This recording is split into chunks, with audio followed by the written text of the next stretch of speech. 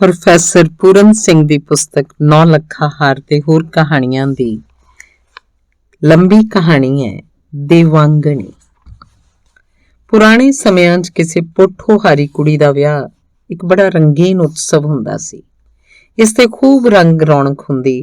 ਅੱਜ ਕੱਲ੍ਹ ਦੇ ਸੱਭਿਆ ਸਮਿਆਂ ਵਾਂਗ ਵਿਆਹ ਇੱਕ ਦਿਨ ਵਿੱਚ ਹੀ ਖਤਮ ਨਹੀਂ ਸੀ ਹੋ ਜਾਂਦਾ। ਇਹ ਇੱਕ ਮੁੱਖ ਘਟਨਾ ਹੁੰਦੀ ਸੀ ਜਿਹਦੀਆਂ ਮਿੱਠੀਆਂ ਯਾਦਾਂ ਪੋਠੋਹਾਰ ਦੇ ਜੀਵਨ ਨੂੰ ਸਦਾ ਹੀ ਰੰਗਲਾ ਬਣਾਉਂਦੀਆਂ ਰਹਿੰਦੀਆਂ ਸਨ। ਲਾੜੇ ਆਪਣੇ ਵਿਆਹ ਦੀ ਰਾਤ ਦੀਆਂ ਯਾਦਾਂ ਨਾਲ ਆਪਣੇ ਜੀਵਨ ਨੂੰ ਸਫੁਰਤੀ ਪ੍ਰਦਾਨ ਕਰਦੇ ਤੇ ਲਾੜੀ ਆਪਣੇ ਨਵੇਂ ਵਿਆਹੀ ਆਈ ਦੇ ਕਮਰੇ 'ਚ ਆਪਣੇ ਟਹਿਕਦੇ ਹੋਏ ਪਤੀ ਦੇ ਪਹਿਲੀ ਵਾਰੀ ਆਉਣ ਦੀ ਝਾਕੀ ਨੂੰ ਯਾਦ ਕਰਕੇ ਆਪਣੇ ਰੋਜ਼ਾਨਾ ਜੀਵਨ ਦੇ ਬਖੇੜਿਆਂ ਵਿੱਚੋਂ ਖੁਸ਼ੀ ਹਾਸਲ ਕਰਦੀ। ਆਮ ਤੌਰ ਤੇ ਜਵਾਨੀ ਦੀ ਅੱਗ ਨੂੰ ਭੜਕਣ ਨਹੀਂ ਸੀ ਦਿੱਤਾ ਜਾਂਦਾ। ਇਹਨੂੰ ਹਰ ਤਰ੍ਹਾਂ ਨਾਲ ਦਬਾ ਕੇ ਰੱਖਣ ਦਾ ਯਤਨ ਕੀਤਾ ਜਾਂਦਾ ਸੀ। ਕਿਸੇ ਵੀ ਪੋਠੋਹਾਰੀ ਕੁੜੀ ਨੂੰ ਆਪਣੇ ਵਿਆਹ ਦੀ ਰਾਤ ਤੋਂ ਪਹਿਲਾਂ ਆਪਣੇ ਵਾਲਾਂ ਨੂੰ ਵਾਹ ਸਵਾਰ ਕੇ ਮੀਡੀਆਂ ਨਹੀਂ ਸੀ ਗੁੰਦਣ ਦਿੱਤੀਆਂ ਜਾਂਦੀਆਂ, ਨਾ ਹੀ ਉਹਨੂੰ ਅੱਖਾਂ 'ਚ ਸੁਰਮਾ ਮਟਕਾਉਣ ਦਿੱਤਾ ਜਾਂਦਾ ਸੀ। ਉਹ ਘਰ 'ਚ ਮਿੱਟੀ ਘੱਟੇ 'ਚ ਲਿਬੜੀ ਮਜ਼ਦੂਰ ਕੁੜੀਆਂ ਵਾਂਗ ਰਹਿੰਦੀ ਸੀ। ਉਸ ਵਿੱਚ ਔਰਤਾਂ ਵਾਲੀ ਮੜਕ ਤੇ ਨਾਜ਼ ਨਖਰੇ ਵੀ ਨਹੀਂ ਸਨ ਹੁੰਦੇ। ਉਹਦੇ ਕੱਪੜੇ ਘਰ ਦੇ ਕੱਤੇ ਸੂਤ ਦੇ ਖੱਦਰ ਦੇ ਬਣੇ ਹੁੰਦੇ। ਉਹਦਾ ਸਿਰ ਦਾ ਦੁਪੱਟਾ ਸਿਰਫ ਉਹਦੇ ਵਾਲ ਹੀ ਢੱਕਦਾ। ਉਹਦਾ ਮੂੰਹ ਨੰਗਾ ਹੁੰਦਾ। ਉਹਦੀ ਬੇਪਰਵਾਹ ਮਾਸੂਮਤਾ ਤੋਂ ਮੈਡੋਨਾ ਕ੍ਰਾਈਸਟ ਦੀ ਮਾਂ ਦਾ ਝੋਲਾ ਪੈਂਦਾ। ਹਰ ਮਾਂ ਯਤਨ ਕਰਦੀ ਕਿ ਉਹਦੀ ਬੇਟੀ ਨੂੰ ਆਪਣੀ ਜਵਾਨੀ ਦਾ ਅਹਿਸਾਸ ਨਾ ਹੋਵੇ। ਮਾਂ ਉਹਦੇ ਪਿਤਾ ਦੇ ਵਿਹੜੇ 'ਚ ਉਹਨੂੰ ਜੰਗਲ ਦੇ ਜੀਵਨ ਵਰਗੀ ਇਕਾਂਤ ਪ੍ਰਦਾਨ ਕਰਦੀ। ਮੁੰਡੇ ਤੇ ਕੁੜੀਆਂ ਕਾਫੀ ਵੱਡੀ ਉਮਰ ਤੱਕ ਚਾਨਣੀਆਂ ਰਾਤਾਂ ਵਿੱਚ ਖੁੱਲ੍ਹੇ ਖੇਤਾਂ ਵਿੱਚ ਇਕੱਠੇ ਖੇਡਦੇ ਰਹਿੰਦੇ। ਉਹ ਆਪਣੀਆਂ ਖੇਡਾਂ ਦੀਆਂ ਖੁਸ਼ੀਆਂ ਨਾਲ ਸਧਾਰਨ ਪਿੰਡਾਂ ਨੂੰ ਵੱਡੇ ਸ਼ਹਿਰਾਂ ਦੀ ਤਰ੍ਹਾਂ ਬਣਾ ਦਿੰਦੇ। ਇਸ 'ਚ ਕੋਈ ਸ਼ੱਕ ਨਹੀਂ ਕਿ ਜਦੋਂ ਅਸੀਂ ਅੱਜ ਦੇ ਪੋਠੋਹਾਰ ਦੇ ਮੁੰਡੇ ਤੇ ਕੁੜੀਆਂ ਵਿੱਚ ਅਗਾਊਂ ਕਾਮਕ ਚੇਤਨਾ ਵੇਖਦੇ ਹਾਂ ਤਾਂ ਮਹਿਸੂਸ ਕਰਦੇ ਹਾਂ ਕਿ ਅਜਿਹਾ ਘਟੀਆ ਗਿਆਨ ਅਜਿਹੇ ਮਾਸੂਮ ਲੋਕਾਂ ਦੇ ਬਾਹਰਲੇ ਲੋਕਾਂ ਤੇ ਉਹਨਾਂ ਦੀਆਂ ਸੰਸਥਾਵਾਂ ਨਾਲ ਸੰਪਰਕ ਤੋਂ ਗ੍ਰਹਿਣ ਕੀਤਾ ਜਾਂਦਾ ਹੈ। ਇਸ ਤਰ੍ਹਾਂ ਇਹ ਸੰਪਰਕ ਵਰ ਵੀ ਹੈ ਤੇ ਸਰਾਪ ਵੀ। ਪਰ ਨਵਿਆਂ ਲੋਕਾਂ ਬਾਰੇ ਜਾਣਨ ਦੀ ਉਤਸੁਕਤਾ ਸਦਾ ਵੱਧਦੀ ਰਹਿੰਦੀ ਹੈ।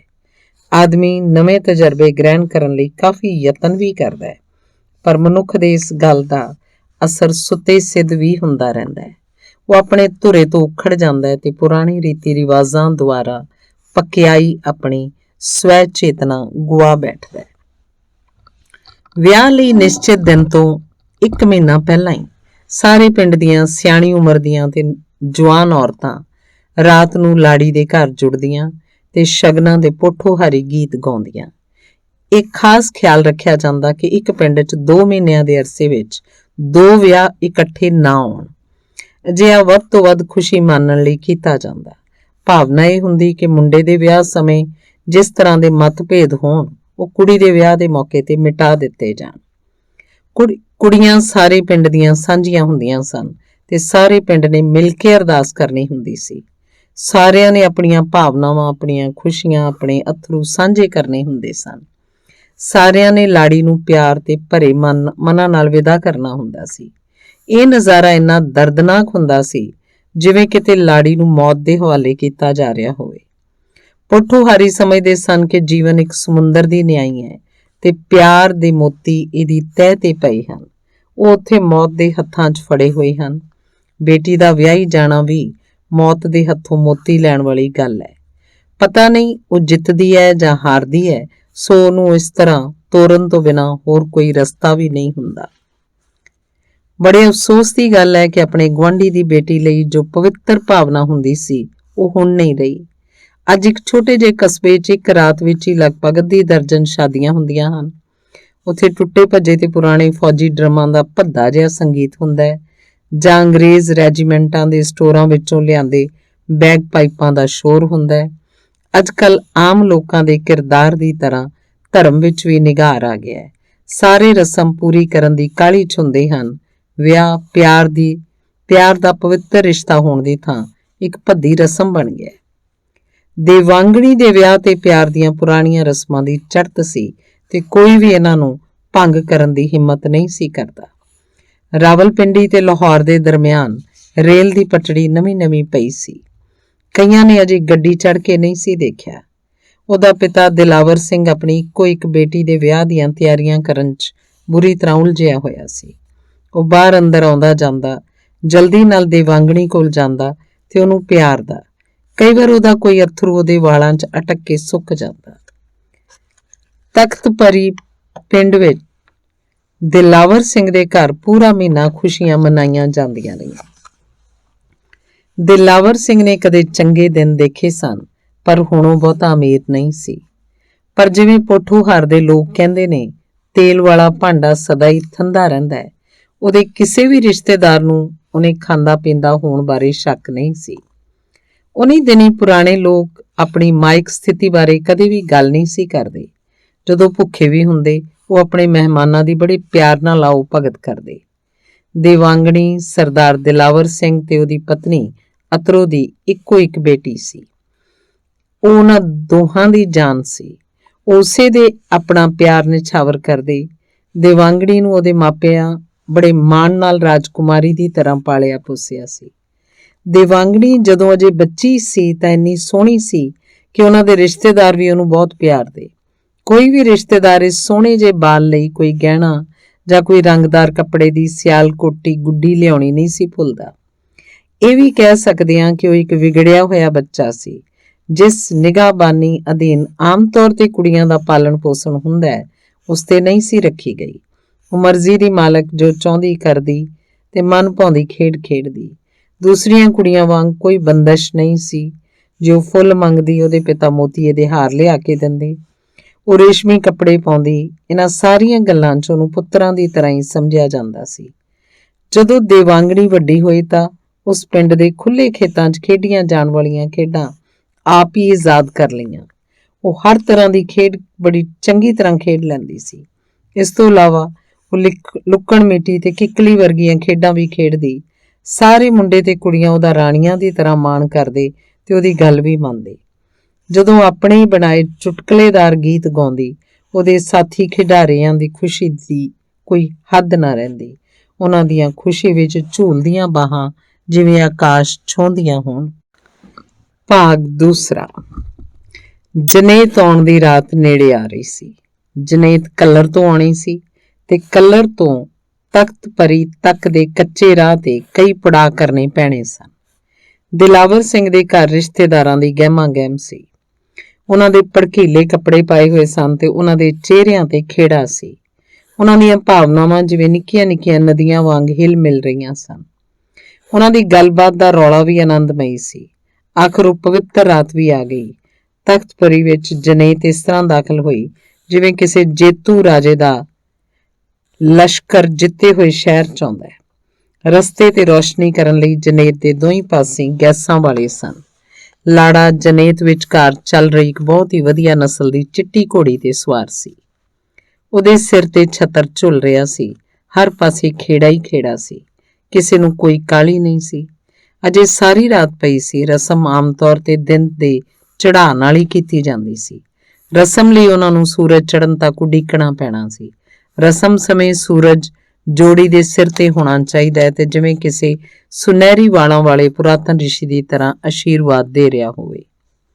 ਦੋਹਾਂ ਪਾਸਿਆਂ ਦੇ ਲੋਕ ਲੜਕੀ ਦੇ ਘਰ ਦੀ ਗਲੀ 'ਚ ਮਿਲੇ। ਪਹਿਲਾਂ ਲੜਕੀ ਵਾਲੇ ਪਾਸਿਓਂ ਕੁਝ ਸਿਆਣੀ ਉਮਰ ਦੇ ਆਦਮੀ ਜਨੇਤ ਦੇ ਬਜ਼ੁਰਗਾਂ ਨੂੰ ਜੀ ਆਇਆਂ ਕਹਿਣ ਲਈ ਅੱਗੇ ਵਧੇ। ਫਿਰ ਲਾੜੀ ਦੇ ਪਿਤਾ ਤੇ ਲਾੜੀ ਦੇ ਪਿਤਾ ਜੀ ਦੀ ਮਿਲਣੀ ਹੋਈ। ਲਾੜੇ ਦੇ ਪਿਤਾ ਜੀ ਦੀ ਮਿਲਣੀ ਹੋਈ। ਉਹਨਾਂ ਇੱਕ ਦੂਸਰੇ ਨੂੰ ਘੁੱਟ ਕੇ ਜੱਫੀ 'ਚ ਲਿਆ ਤਾਂ ਜੋ ਉਮਰ ਭਰ ਦਾ ਰਿਸ਼ਤਾ ਜੁੜ ਜਾਵੇ ਤੇ ਦੋਹਾਂ ਟੱਬਰਾਂ 'ਚ ਜੇ ਕੋਈ ਮਨਮੁਟਾਵ ਵੀ ਸੀ ਤਾਂ ਉਹ ਸਦਾ ਲਈ ਖਤਮ ਹੋ ਜਾਏ। ਇਸ ਮਿਲਣੀ ਉਪਰੰਤ ਜਨੇਤ ਨੇ ਆਤਿਸ਼ਬਾਜ਼ੀ ਕਰਕੇ ਆਪਣੀ ਖੁਸ਼ੀ ਦਾ ਇਜ਼ਹਾਰ ਕੀਤਾ। ਉਹਨਾਂ ਲੜਕੀ ਦੇ ਘਰ ਦੇ ਸਾਹਮਣੇ ਗਲੀ ਵਿੱਚ ਤੇ ਗੁਆਂਢੀਆਂ ਦੇ ਘਰਾਂ ਦੀਆਂ ਛੱਤਾਂ ਤੇ ਵੀ ਆਤਿਸ਼ਬਾਜ਼ੀ ਕੀਤੀ। ਕੁਝ ਚਿਰ ਬਾਅਦ ਨੌਜਵਾਨ ਲਾੜੇ ਜੱਸਾ ਸਿੰਘ ਨੂੰ ਇੱਕ ਕਮਰੇ 'ਚ ਲਿਆਂਦਾ ਗਿਆ, ਜਿੱਥੇ ਉਹਨੂੰ ਪਿੰਡ ਦੀਆਂ ਕੁਆਰੀਆਂ ਕੁੜੀਆਂ, ਲਾੜੀ ਦੀਆਂ ਸਹੇਲੀਆਂ ਤੇ ਭੈਣਾਂ ਨੇ ਘੇਰ ਲਿਆ। ਉਹਨਾਂ ਨੇ ਢੇਰ ਰਾਤ ਗਈ ਤੱਕ ਵਿਆਹ ਦੇ ਗੀਤ ਗਾ ਕੇ ਉਹਦਾ ਸਵਾਗਤ ਕੀਤਾ।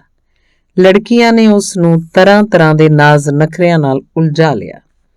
ਇਸੇ ਹਾਸੇ ਮਖੌਲ ਵਿੱਚ ਸਮਾਂ ਜਿਵੇਂ ਖੰਭ ਲਾ ਕੇ ਉੱਡ ਗਿਆ ਹੋਵੇ। ਉਦਾਹਰਣ ਵਜੋਂ ਖਾਣਾ ਉਹਦੇ ਸਾਹਮਣੇ ਰੱਖਦੀਆਂ, ਪਰ ਜਦੋਂ ਬੁਰਕੀ ਚੁੱਕਦਾ ਤਾਂ ਸਾਰੀਆਂ ਖਿੜਖੜਾ ਕੇ ਹੱਸ ਪੈਂਦੀਆਂ। ਉਹ ਵਿਚਾਰਾ ਘਬਰਾ ਜਾਂਦਾ। ਵਿਚਾਰਾ ਜੱਸਾ ਸਿੰਘ ਕੁੜੀਆਂ ਦੀਆਂ ਇਹਨਾਂ ਚਾਲਾਂ ਤੋਂ ਅਣਜਾਣ ਸੀ। ਉਹ ਸਮਝਦਾ ਸ਼ਾਇਦ ਉਸ ਕੋਈ ਗਲਤ ਚੀਜ਼ ਖਾਣ ਦਾ ਯਤਨ ਕੀਤਾ ਹੈ। ਸਾਰੀਆਂ ਇੱਕੋ ਆਵਾਜ਼ ਹੋ ਕਰਦੀਆਂ ਕਹਿੰਦੀਆਂ ਵਿਚਾਰਾ ਕਿੰਨਾ ਸਾਊ ਹੈ, ਇੱਕ ਰੋਟੀ ਦੀ ਬੁਰਕੀ ਲਈ ਝੁੱਕ ਕੇ ਮਿੰਨਤਾਂ ਕਰਦਾ ਹੈ। ਹਾਏ, ਮਾਂ ਨੇ ਇਹਨੂੰ ਰੋਟੀ ਖਾਣੀ ਵੀ ਨਹੀਂ ਸਿਖਾਈ, ਕੋਈ ਦੂਸਰੀ ਕਹਿੰਦੀ। ਚੁੱਪ, ਸ਼ਰਾਰਤੀ ਨਾ ਹੋਣ ਤੇ। ਕਿਉਂ ਤੰਗ ਕਰ ਰਹੀ ਹੋ ਮੇਰੇ ਪਿਆਰੇ ਬੇਟੇ ਨੂੰ? ਖਾ ਮੇਰੇ ਪੁੱਤ, ਖਾ। ਵਿਚਾਰਾ ਭੁੱਖਣ ਭਾਣਾ ਹੈ, ਇਹ ਤਾਂ ਤੇਰਾ ਮੂੰਹ ਦੇਖਣ ਦੀਆਂ ਚਾਹਵਾਨ ਨੇ, ਤੇਰੀਆਂ ਅੱਖਾਂ ਤੇ ਤੇਰਾ ਚੌੜਾ ਮੱਥਾ। ਜਦੋਂ ਤੂੰ ਬੁਰਕੀ ਲੈਣ ਲਈ ਝੁਕਦਾ ਹੈ ਤਾਂ ਤੇਰੀਆਂ ਨਜ਼ਰਾਂ ਵੀ ਝੁਕ ਜਾਂਦੀਆਂ ਨੇ, ਇਹ ਤੇਰੀਆਂ ਅੱਖਾਂ 'ਚ ਨਹੀਂ ਦੇਖ ਸਕਦੀਆਂ, ਇਸੇ ਕਰਕੇ ਜਨੌਰਾਂ ਵਾਂਗ ਚੀਕਦੀਆਂ ਨੇ। ਇਹਨਾਂ ਦੀ ਪਰਵਾਹ ਹੀ ਨਾ ਕਰ, ਖਾ ਲੈ ਮੇਰੇ ਮਿੱਠੂ। ਕੋਈ ਹੋਰ ਮਜ਼ਾਕ ਕਰਦੀ। ਓਹੋ, ਤੂੰ ਆਪਣੀ ਮਾਂ ਨੂੰ ਨਾਲ ਕਿਉਂ ਨਹੀਂ ਲੈ ਆਇਆ? ਸਾਨੂੰ ਪਤਾ ਲੱਗਿਆ ਕਿ ਉਹ 100 ਆਦਮੀਆਂ ਜਿੰਨੀ ਜਰਬਾਣੀ ਹੈ, ਕੋਈ ਬੋਲਦੀ ਢੀਠ ਨਾ ਹੋਵੇ ਤਾਂ। ਇਹਨੂੰ ਨਾਰਾਜ਼ ਨਾ ਬਈ ਕਰੋ, ਮਾਵਾਂ ਬੱਚਿਆਂ ਨੂੰ ਬਹੁਤ ਪਿਆਰੀਆਂ ਹੁੰਦੀਆਂ ਨੇ, ਇਹ ਵੀ ਤਾਂ ਬੱਚਾ ਹੀ ਹੈ ਨਾ, ਬਸ ਜ਼ਰਾ ਦਾੜੀ ਆਈ ਹੋਈ ਹੈ। ਨਾ ਭਾਈ, ਮੈਂ ਕੋਈ ਗਲਤ ਗੱਲ ਕਹੀ ਆ? ਇਹਦੀ ਮਾਂ ਬੜੀ ਜਰਬਾਣੀ ਹੈ, ਉਹ ਇਹਨੂੰ ਇਸ ਤਰ੍ਹਾਂ ਦੀਆਂ ਔਕੜਾਂ ਵਿੱਚੋਂ ਬਚਾ ਸਕਦੀ ਏ। ਪਰ ਇਹ ਤਾਂ ਸੀ ਨਾ, ਜੇ ਉਹ ਆਉਂਦੀ।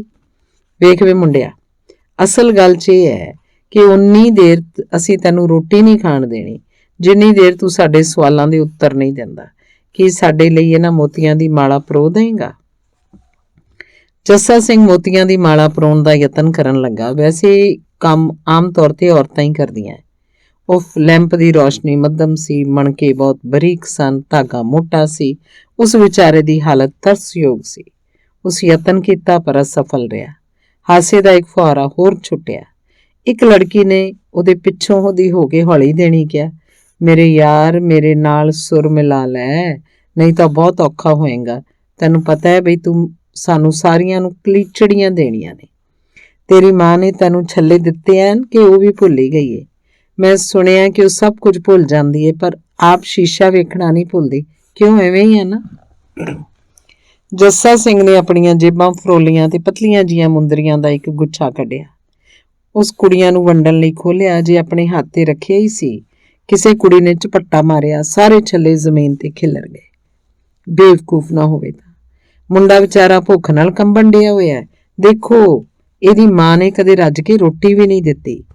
ਚਲੋ ਖਾ ਲੈਣ ਦਿਓ ਇਹਨੂੰ। ਜਦੋਂ ਵੱਡੀ ਸਾਰੀ ਥਾਲੀ ਚੋਂ ਖਾਣ ਲਈ ਕੁਝ ਚੁੱਕਣ ਦਾ ਯਤਨ ਕਰਦਾ ਤਾਂ ਇੱਕ ਗੋਲ ਮਟੋਲ ਜਿਹੀ ਸ਼ਰਾਰਤੀ ਕੁੜੀ ਉੱਤੇ ਲੂਣ ਭੁੱਕ ਦਿੰਦੀ। ਹੁਣ ਮਖੌਲ ਛੱਡੋ। ਇੱਕ ਸਿਆਣੀ ਜਿਹੀ ਉਮਰ ਦੀ ਔਰਤ ਆਈ ਤੇ ਉਹਨੇ ਇੱਕ ਚਾਂਦੀ ਦੀ ਥਾਲੀ 'ਚ ਪਰੋਸਿਆ ਖਾਣਾ ਲਾੜੇ ਦੇ ਸਾਹਮਣੇ ਰੱਖ ਦਿੱਤਾ। ਇਹ ਸਾਰੇ ਸੁਆਦਲੇ ਪਕਵਾਨ ਉਹਦੀ ਸੱਸ ਨੇ ਆਪਣੇ ਹੱਥੀਂ ਬਣਾਏ ਸਨ। ਜਦੋਂ ਜੱਸਾ ਸਿੰਘ ਅੱਧੀ ਰਾਤ ਗਈ ਆਰਾਮ ਕਰ ਰਿਹਾ ਸੀ, ਲੜਕੀਆਂ ਗੀਤ ਗਾ ਰਹੀਆਂ ਸਨ। ਕਾਫੀ ਰਾਤ ਗਈ ਉਹਨੂੰ ਫੇਰਿਆਂ ਵਾਲੀ ਪਵਿੱਤਰ ਥਾਂ ਤੇ ਲਿਜਾਇਆ ਗਿਆ ਜੋ ਵਿਆਹ ਲਈ ਵਿਸ਼ੇਸ਼ ਤੌਰ ਤੇ ਤਿਆਰ ਕੀਤੀ ਗਈ ਸੀ। ਵੇਦੀ ਦੇ 4 ਪਾਏ ਹੁੰਦੇ ਹਨ ਕਿਉਂਕਿ ਇਹ ਇੱਕ ਰਾਤ ਲਈ ਹੀ ਲੋੜੀਂਦੀ ਹੁੰਦੀ ਹੈ, ਇਸ ਲਈ ਇਹ ਪਤਲੇ ਹੀ ਹੁੰਦੇ ਹਨ। ਇਹਨਾਂ ਨਾਲ ਕੇਲਿਆਂ ਦੇ ਤਣੇ ਬੰਨੇ ਹੁੰਦੇ ਹਨ ਜਿਨ੍ਹਾਂ ਦੇ ਚੌੜੇ ਪੱਤ ਚੰਗਾ ਸ਼ਗਨ ਮੰਨੇ ਜਾਂਦੇ ਹਨ। ਇਹ ਇੱਕ ਮੰਦਰ ਦੀ ਸ਼ਕਲ ਬਣ ਜਾਂਦੀ ਹੈ। ਤਾਰੇ ਇਸ ਤਰ੍ਹਾਂ ਜਾਪਦੇ ਹਨ ਜਿਵੇਂ ਇਹਦੀ ਉੱਚੀ ਛੱਤ ਵਿੱਚ ਹੀ ਜੜੇ ਹੋਣ। ਦਰਮਿਆਨ 'ਚ ਪਵਿੱਤਰ ਅਗਨੀ ਦਾ ਕੁੰਡ ਹੁੰਦਾ ਹੈ। ਇਸ ਮੰਦਰ ਵਿੱਚ ਵਿਆਹ ਦੀ ਰਸਮ ਕੀਤੀ ਜਾਂਦੀ ਹੈ। ਇਸ ਥਾਂ ਤੇ ਜੱਸਾ ਸਿੰਘ ਦਾ ਦਮਯੰਤੀ ਨਾਲ ਵਿਆਹ ਹੋ ਗਿਆ। ਇਹ ਰਸਮ ਸਿਤਾਰਿਆਂ ਨੇ ਵੀ ਦੇਖੀ। ਫਿਰ ਦਮਯੰਤੀ ਤੇ ਜੱਸਾ ਸਿੰਘ ਨੇ ਆਪਣੇ ਆਪਣੇ ਕਮਰੇ 'ਚ ਲੈ ਜਾਇਆ ਗਿਆ। ਕੁਝ ਆਰਾਮ ਉਪਰੰਤ ਦਮਯੰਤੀ ਨੂੰ ਨਵਾ ਧੁਆ ਕੇ ਲੀੜਾ ਲੱਤਾ ਪਾਇਆ ਗਿਆ। ਅਗਲਾ ਸਾਰਾ ਦਿਨ ਉਸ ਨੂੰ ਲਾੜੀ ਦੇ ਰੂਪ 'ਚ ਸਜਾਇਆ ਗਿਆ। ਭਾਗ ਤੀਸਰਾ। ਦਮਯੰਤੀ ਨਹਾਈ, ਉਹਦੀਆਂ ਮੀਟੀਆਂ ਗੁੰਦੀਆਂ ਗਈਆਂ ਤੇ ਉਹਨੇ ਵਧੀਆ ਕੱਪੜੇ ਪਾਏ। ਜਦੋਂ ਉੱਠੀ ਤਾਂ ਇਸ ਤਰ੍ਹਾਂ ਜਾਪਦੀ ਸੀ ਜਿਵੇਂ ਔਰਤ ਦੇ ਰੂਪ 'ਚ ਪੂਰਬ ਵਿੱਚੋਂ ਸੂਰਜ ਉਦੇ ਹੋਇਆ ਹੋਵੇ। ਉਹ ਸੁਬਕ ਤੇ ਲੰਮੀ ਝੰਮੀ ਸੀ। ਜਦੋਂ ਸਿੱਧੀ ਖੜੀ ਹੁੰਦੀ ਤਾਂ ਉਹਦਾ ਚਿਹਰਾ ਇੱਕ ਯੂਨਾਨੀ ਦੇਵੀ ਵਰਗਾ ਲੱਗਦਾ ਸੀ, ਜਿਵੇਂ ਮਿਨਰਵਾ ਯੂਨਾਨੀ ਦੇਵੀ ਮੁੜ ਜੰਮ ਪਈ ਹੋਵੇ। ਉਹਦੀ ਕੁਆਰੀ ਮਾਸੂਮਤਾ ਦੀ ਪਵਿੱਤਰਤਾ, ਗਦਰਾਈ ਜਵਾਨੀ, ਕਿਸੇ ਬੁੱਤ ਵਾਂਗ ਘੜੇ ਅੰਗਾਂ ਤੇ ਉਹਦੇ ਔਰਤ ਹੋਣ ਦੇ ਅਹਿਸਾਸ ਦੀ ਲੱਜਾ ਤੇ ਇਹਦੇ ਨਾਲ ਕਿਸੇ ਅਜਿਹੇ ਨੌਜਵਾਨ ਲਈ ਉਛਲਦਾ ਪਿਆਰ ਜਿਹਨੂੰ ਅਜੇ ਦੇਖਿਆ ਤੱਕ ਨਹੀਂ ਸੀ, ਮਿਲ ਕੇ ਐਸਾ ਜਾਦੂ ਪੈਦਾ ਕਰ ਰਹੇ ਸੀ ਜਿਵੇਂ ਉਹਦਿਆਂ ਕੰਨਾਂ ਦੀਆਂ ਹਿੱਲ ਰਹੀਆਂ ਮੁਰਕੀਆਂ ਤੇ ਸੋਨੇ ਦੀਆਂ ਚੂੜੀਆਂ ਦੀ ਆਵਾਜ਼ ਨਾਚ ਤੇ ਸੰਗੀਤ ਦੀ ਕਿਰਿਆ ਹੋਣ। ਉਹਦੀਆਂ ਦੋਵੇਂ ਬਾਹਾਂ ਕੂਹਣੀਆਂ ਤੱਕ ਲਾਲ ਲਾਖ ਨਾਲ ਰੰਗੀਆਂ ਹਾਥੀ ਦੰਦ ਦੀਆਂ ਚੂੜੀਆਂ ਨਾਲ ਭਰੀਆਂ ਪਈਆਂ ਸਨ। ਇਹ ਉਹਦੇ ਗਿਰਦ ਘੁੰਮਰ ਪਾਉਂਦੀ ਹਵਾ ਤੇ ਵੀ ਜਾਦੂ ਢਾ ਰਹੀਆਂ ਸਨ, ਜੋ ਉਹਨੇ ਬੜੀ ਭਗਤੀ ਭਾਵ ਨਾਲ ਛੂੰਹਦੀ ਸੀ। ਹਰ ਇੱਕ ਉਹਨੂੰ ਪਿਆਰ ਕਰਦਾ ਸੀ। ਉਹ ਹੱਦ ਦਰਜੇ ਦੀ ਸੋਹਣੀ ਸੀ, ਜਿਵੇਂ ਉਹ ਸੱਚਮੁੱਚ ਹੀ ਸੁੰਦਰਤਾ ਦੀ ਰਾਣੀ ਹੋਵੇ ਤੇ ਕਿਸੇ ਪਰੀ ਲੋਕ ਤੋਂ ਉਤਰੀ ਹੋਵੇ। ਜਦ ਰਾਤ ਪਈ, ਫੁੱਲਾਂ ਨਾਲ ਸਜੇ ਲਾੜੇ ਨੂੰ ਉਹਦੇ ਕਮਰੇ 'ਚ ਲਿਜਾਇਆ ਗਿਆ ਤਾਂ ਉਹਦੀਆਂ ਸਹੇਲੀਆਂ ਨੇ ਦੋਹਾਂ ਦੇ ਮੋਤੀਏ ਦੇ ਫੁੱਲ ਬਰਸਾਏ। ਤਖਤ ਪਰੀ ਦਾ ਮਿੱਟੀ ਦੀਆਂ ਕੰਧਾਂ ਵਾਲਾ ਇਹ ਕਮਰਾ ਕਿਸੇ ਪ੍ਰਤਿਭਾਸ਼ਾਲੀ ਵਿਅਕਤੀ ਦਾ ਮਹਿਲ ਜਾਪਦਾ ਸੀ। ਨੌਜਵਾਨ ਦੂल्हा ਜੱਸਾ ਸਿੰਘ ਉਹਨੂੰ ਦੇਖ ਨਾ ਸਕਿਆ। ਸਿਰਫ ਫੁੱਲਾਂ ਦੇ ਹਾਰ ਤੇ ਝਮਝਮ ਕਰਦਾ ਪਹਿਰਾਵਾ ਹੀ ਨਜ਼ਰ ਪਏ। ਉਹ ਕਮਰੇ 'ਚ ਪਸਰੇ ਪਿਆਰ ਦੇ ਇਲਾਹੀ ਜਾਦੂ ਨਾਲ ਕੀਲਿਆ ਗਿਆ। ਉਹ ਜਿਵੇਂ ਖੁਸ਼ੀ ਨਾਲ ਬੌਰਾ ਹੋ ਗਿਆ ਹੋਵੇ। ਉਹ ਭੁੱਲ ਹੀ ਗਿਆ ਕਿ ਆਪਣੀ ਪਤਨੀ ਦਾ ਕਿਵੇਂ ਸਵਾਗਤ ਕਰੇ। ਉਸਨੇ ਆਪਣਾ ਸਿਰ ਉਹਦੇ ਗੋਡਿਆਂ ਤੇ ਟਿਕਾ ਦਿੱਤਾ। ਉਹ ਸੁੰਦਰਤਾ ਨੂੰ ਆਪਾ ਸਮਰਪਣ ਸੀ। ਜੱਸਾ ਸਿੰਘ ਕੱਦ ਦਾ ਜ਼ਰਾ ਮਧਰਾ ਸੀ ਤੇ ਬਹੁਤ ਹੀ ਭਾਵੁਕ ਕਿਸਮ ਦਾ ਲੜਕਾ ਸੀ। ਇੱਥੇ ਵੀ ਉਹ ਭਾਵਨਾਵਾਂ 'ਚ ਜਕੜਿਆ ਗਿਆ। ਉੱਥੇ ਮਿੱਟੀ ਦਾ ਛੋਟਾ ਜਿਹਾ ਦੀਵਾ ਬਲ ਰਿਹਾ ਸੀ। ਦੁਲਹਨ ਨੇ ਆਪਣਾ ਘੁੰਡ ਚੁੱਕ ਕੇ ਉਹਦਾ ਸਵਾਗਤ ਕੀਤਾ। ਉਹਨੇ ਉਹਦਾ ਸਿਰ ਚੁੱਕ ਕੇ ਆਪਣੀ ਛਾਤੀ ਨਾਲ ਲਾਇਆ, ਜਿਵੇਂ ਉਹਦੀ ਮਾਂ ਹੋਵੇ ਤੇ ਉਹਦਾ ਛੋਟਾ ਜਿਹਾ ਬੱਚਾ। ਦੁੱਲਾ ਅਜੇ ਵੀ ਰੋ ਰਿਹਾ ਸੀ। ਅਥਰੂ ਵਗ ਕੇ ਉਹਦੇ ਸੋਨੇ ਦੇ ਬ੍ਰੋਕੇਡ ਵਾਲੀ ਕਮੀਜ਼ ਤੇ ਡਿੱਗ ਰਹੇ ਸਨ। ਉਹ ਬੁਰੀ ਤਰ੍ਹਾਂ ਝੁੰਝਲਾਈ, ਐ ਮੇਰੇ ਸੁਆਮੀ, ਮੇਰੇ ਜੀਵਨ, ਇਹ ਕੀ? ਇਹ ਤਾਂ ਸ਼ਗਨਾਂ ਦਾ ਸਮਾਂ ਹੈ, ਹੰਝੂ ਕਿਉਂ? ਦੇਵਾਂਗਣੀ ਨੇ ਘਬਰਾਹਟ 'ਚ ਕਿਹਾ, ਮੈਂ ਮਹਿਸੂਸ ਕਰਦਾ ਕਿ ਮੈਂ ਤੇਰੇ ਵਰਗੀ ਸੁੰਦਰਤਾ ਦੀ ਦੇਵੀ ਦੇ ਯੋਗ ਨਹੀਂ। ਪਤਾ ਨਹੀਂ ਸੀ ਕਿ ਅਚਾਨਕ ਹੀ ਮੇਰੀ ਇਸ ਤਰ੍ਹਾਂ ਕਿਸਮਤ ਜਾਗ ਪਏਗੀ। ਮੈਂ ਤੇ ਨਿਮਾਣਾ ਜਿਹਾ ਆਦਮੀ ਹਾਂ। ਪਰਮਾਤਮਾ ਨੇ ਮੈਨੂੰ ਐਡਾ ਵੱਡਾ ਤੋਹਫਾ ਬਖਸ਼ਿਆ। ਇਹ ਖੁਸ਼ੀ ਦੇ ਅਥਰੂ ਹਨ, ਗਮੀ ਦੇ ਨਹੀਂ। ਦੇਵਾਂਗਣੀ ਕਹਿਣ ਲੱਗੀ, ਇਸ ਮੌਕੇ ਤੇ ਅਥਰੂ ਅਪਸ਼ਗਨ ਹਨ। ਜਾਪਦਾ ਤੁਸੀਂ ਬਹੁਤ ਇਕੱਲ ਮਹਿਸੂਸ ਕਰਦੇ ਹੋ, ਪਰ ਹੁਣ ਉਦਾਸ ਨਾ ਹੋ। ਮੈਂ ਸਾਰੀ ਉਮਰ ਲਈ ਸਾਰੀ ਦੀ ਸਾਰੀ ਤੁਹਾਡੀ ਹਾਂ। ਮੌਤ ਤੋਂ ਮਗਰੋਂ ਵੀ ਤੁਹਾਡੀ ਰਹਾਂਗੀ। ਇਸ ਪਲ ਤੋਂ ਮੈਨੂੰ ਅਪਣਾ ਲਓ। ਕਿਸੇ ਤਰ੍ਹਾਂ ਦਾ ਭਰਮ ਨਾ ਰੱਖੋ। ਜੇ ਮੈਂ ਸੁੰਦਰਤਾ ਹਾਂ ਤਾਂ ਤੁਸੀਂ ਪਿਆਰ ਹੋ। ਉਹ ਸੁੰਦਰਤਾ ਵੀ ਕੀ ਜਿਹਨੂੰ ਦੇਖਣ ਲਈ ਪਿਆਰ ਵਾਲੀ ਅੱਖ ਨਾ ਹੋਵੇ। ਜਿੰਨਾ ਚਿਰ ਤੁਸੀਂ ਮੈਨੂੰ ਆਪਣੇ ਆਪ ਤੋਂ ਉੱਪਰ ਸਮਝਦੇ ਰਹੋਗੇ, ਉਨਾ ਚਿਰ ਮੈਨੂੰ ਤੁਹਾਡਾ ਪਿਆਰ ਨਹੀਂ ਮਿਲੇਗਾ, ਜਿਸ ਤੇ ਸਿਰਫ ਮੇਰਾ ਹੀ ਹੱਕ ਹੈ। ਜੇ ਤੁਸੀਂ ਮੈਨੂੰ ਆਪਣੀ ਬਣਾ ਲੈਂਦੇ ਹੋ ਤਾਂ ਮੈਂ ਤੁਹਾਡੀ ਸੇਵਾ ਤੇ ਖੁਸ਼ੀ ਲਈ ਅਰਪਣ ਹੋਈ ਇੱਕ ਜਵਾਨ ਲੜਕੀ ਹੀ ਰਹਿ ਜਾਵਾਂਗੀ। ਮੈਂ ਤੁਹਾਡੀ ਪਤਨੀ ਹਾਂ। ਦੁੱਲਾ ਉਹਦੇ ਸ਼ਾਹਾਨਾ ਚਿਹਰੇ ਨੂੰ ਵੇਖ ਕੇ ਇੰਨਾ ਛੋਟਾਪਨ ਮਹਿਸੂਸ ਕਰਨ ਲੱਗਾ ਤੇ ਉਹਨੂੰ ਛੁਇਆ ਵੀ ਨਾ। ਕਹਿਣ ਲੱਗਾ, ਤੂੰ ਇੱਕ ਰਾਣੀ ਏ, ਮੈਂ ਤਾਂ ਗਲੀ ਦਾ ਮੰਗਤਾ ਹਾਂ। ਮੈਂ ਆਪਣੇ ਆਪ ਨੂੰ ਤੁਹਾਡੇ ਨਾਲੋਂ ਇੰਨਾ ਹਲਕਾ ਸਮਝਦਾ ਕਿ ਮੈਨੂੰ ਲੱਗਦਾ ਹੈ ਜਿਵੇਂ ਮੇਰੇ ਛੋਹਣ ਨਾਲ ਤੁਹਾਡੇ ਹੱਥ ਪਿੱਟੇ ਜਾਣਗੇ। ਪਰ ਤੁਸੀਂ ਆਪਣੇ ਆਪ ਨੂੰ ਕਿਵੇਂ ਦੇਖ ਸਕਦੇ ਹੋ? ਤੁਸੀਂ ਮੈਨੂੰ ਦੇਖੋ ਤੇ ਮੇਰੇ ਸੁਆਮੀ ਮੈਨੂੰ ਆਪਣੇ ਆਪ ਨੂੰ ਦੇਖਣ ਦਿਓ। ਆਪ ਵਰਗਾ ਸੋਹਣਾ ਮਨੁੱਖ ਇਸ ਧਰਤੀ ਤੇ ਅਜੇ ਨਹੀਂ ਜਨਮਿਆ। ਮੈਨੂੰ ਹੋਰ ਕੋਈ ਵੀ ਇੰਨਾ ਸੋਹਣਾ ਨਹੀਂ ਜਾਪਦਾ। ਤੁਸੀਂ ਮੇਰੇ ਰੱਬ ਹੋ। ਮੈਂ ਤੁਹਾਨੂੰ ਚੁਣਿਆ ਸੀ, ਹੁਣ ਪਾ ਲਿਆ। ਤੁਸੀਂ ਮੇਰੇ ਹੋ। ਤੁਹਾਡੇ ਲਈ ਮਹਿਜ਼ ਸ਼ਬਦਾਂ 'ਚ ਇਸ ਤੋਂ ਵੱਧ ਕੁਝ ਹੋਰ ਕਹਿਣਾ ਤੁਹਾਡੇ ਲਈ ਮੇਰੀ ਮੂਕ ਸ਼ਰਧਾ ਨੂੰ ਘਟਾਉਣਾ ਹੋਏਗਾ।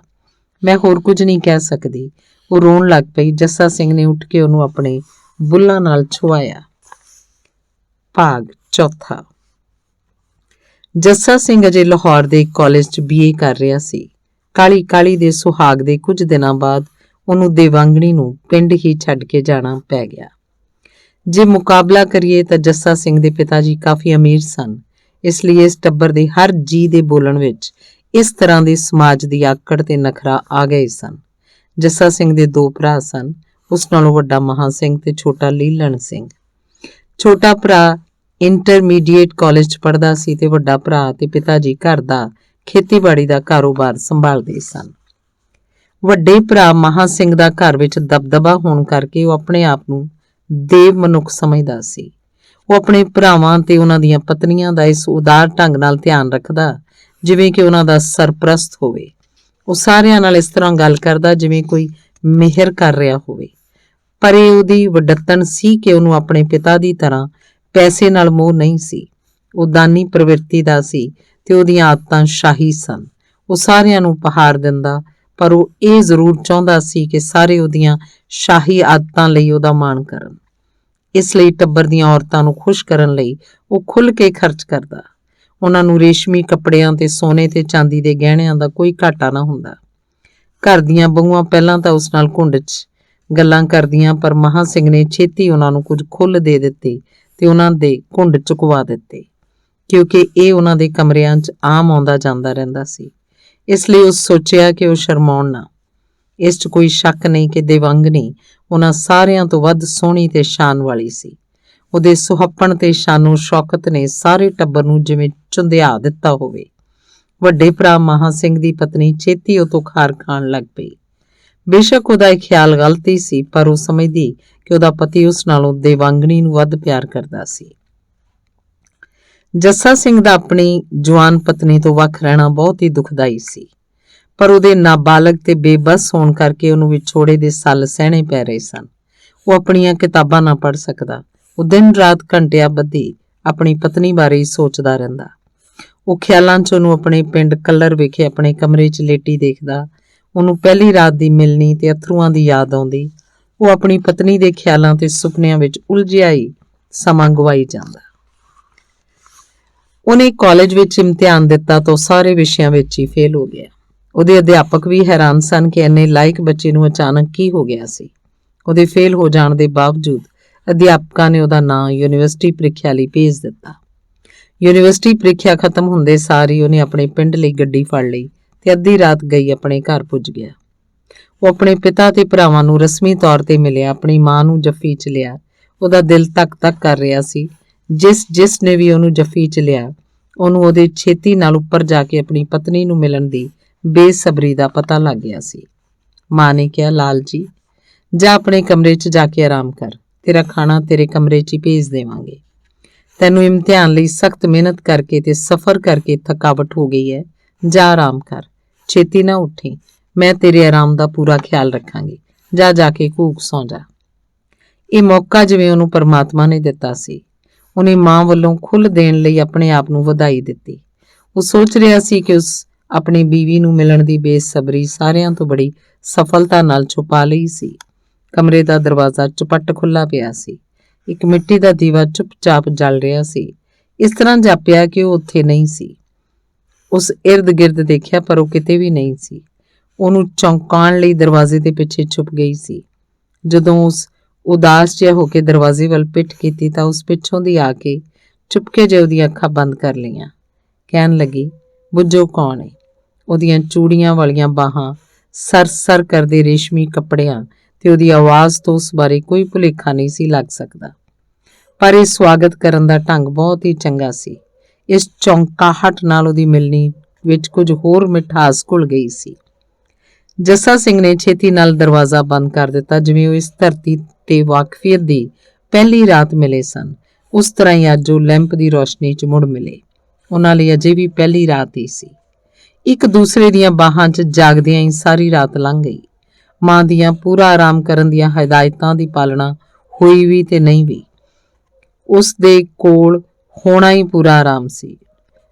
ਡੋਡੀਆਂ ਦਾ ਫੁੱਲ ਬਣ ਕੇ ਖਿੜਨਾ ਤੇ ਫਿਰ ਧਰਤੀ ਤੇ ਡਿੱਗ ਕੇ ਮਰ ਜਾਣਾ ਹੀ ਆਰਾਮ ਹੈ।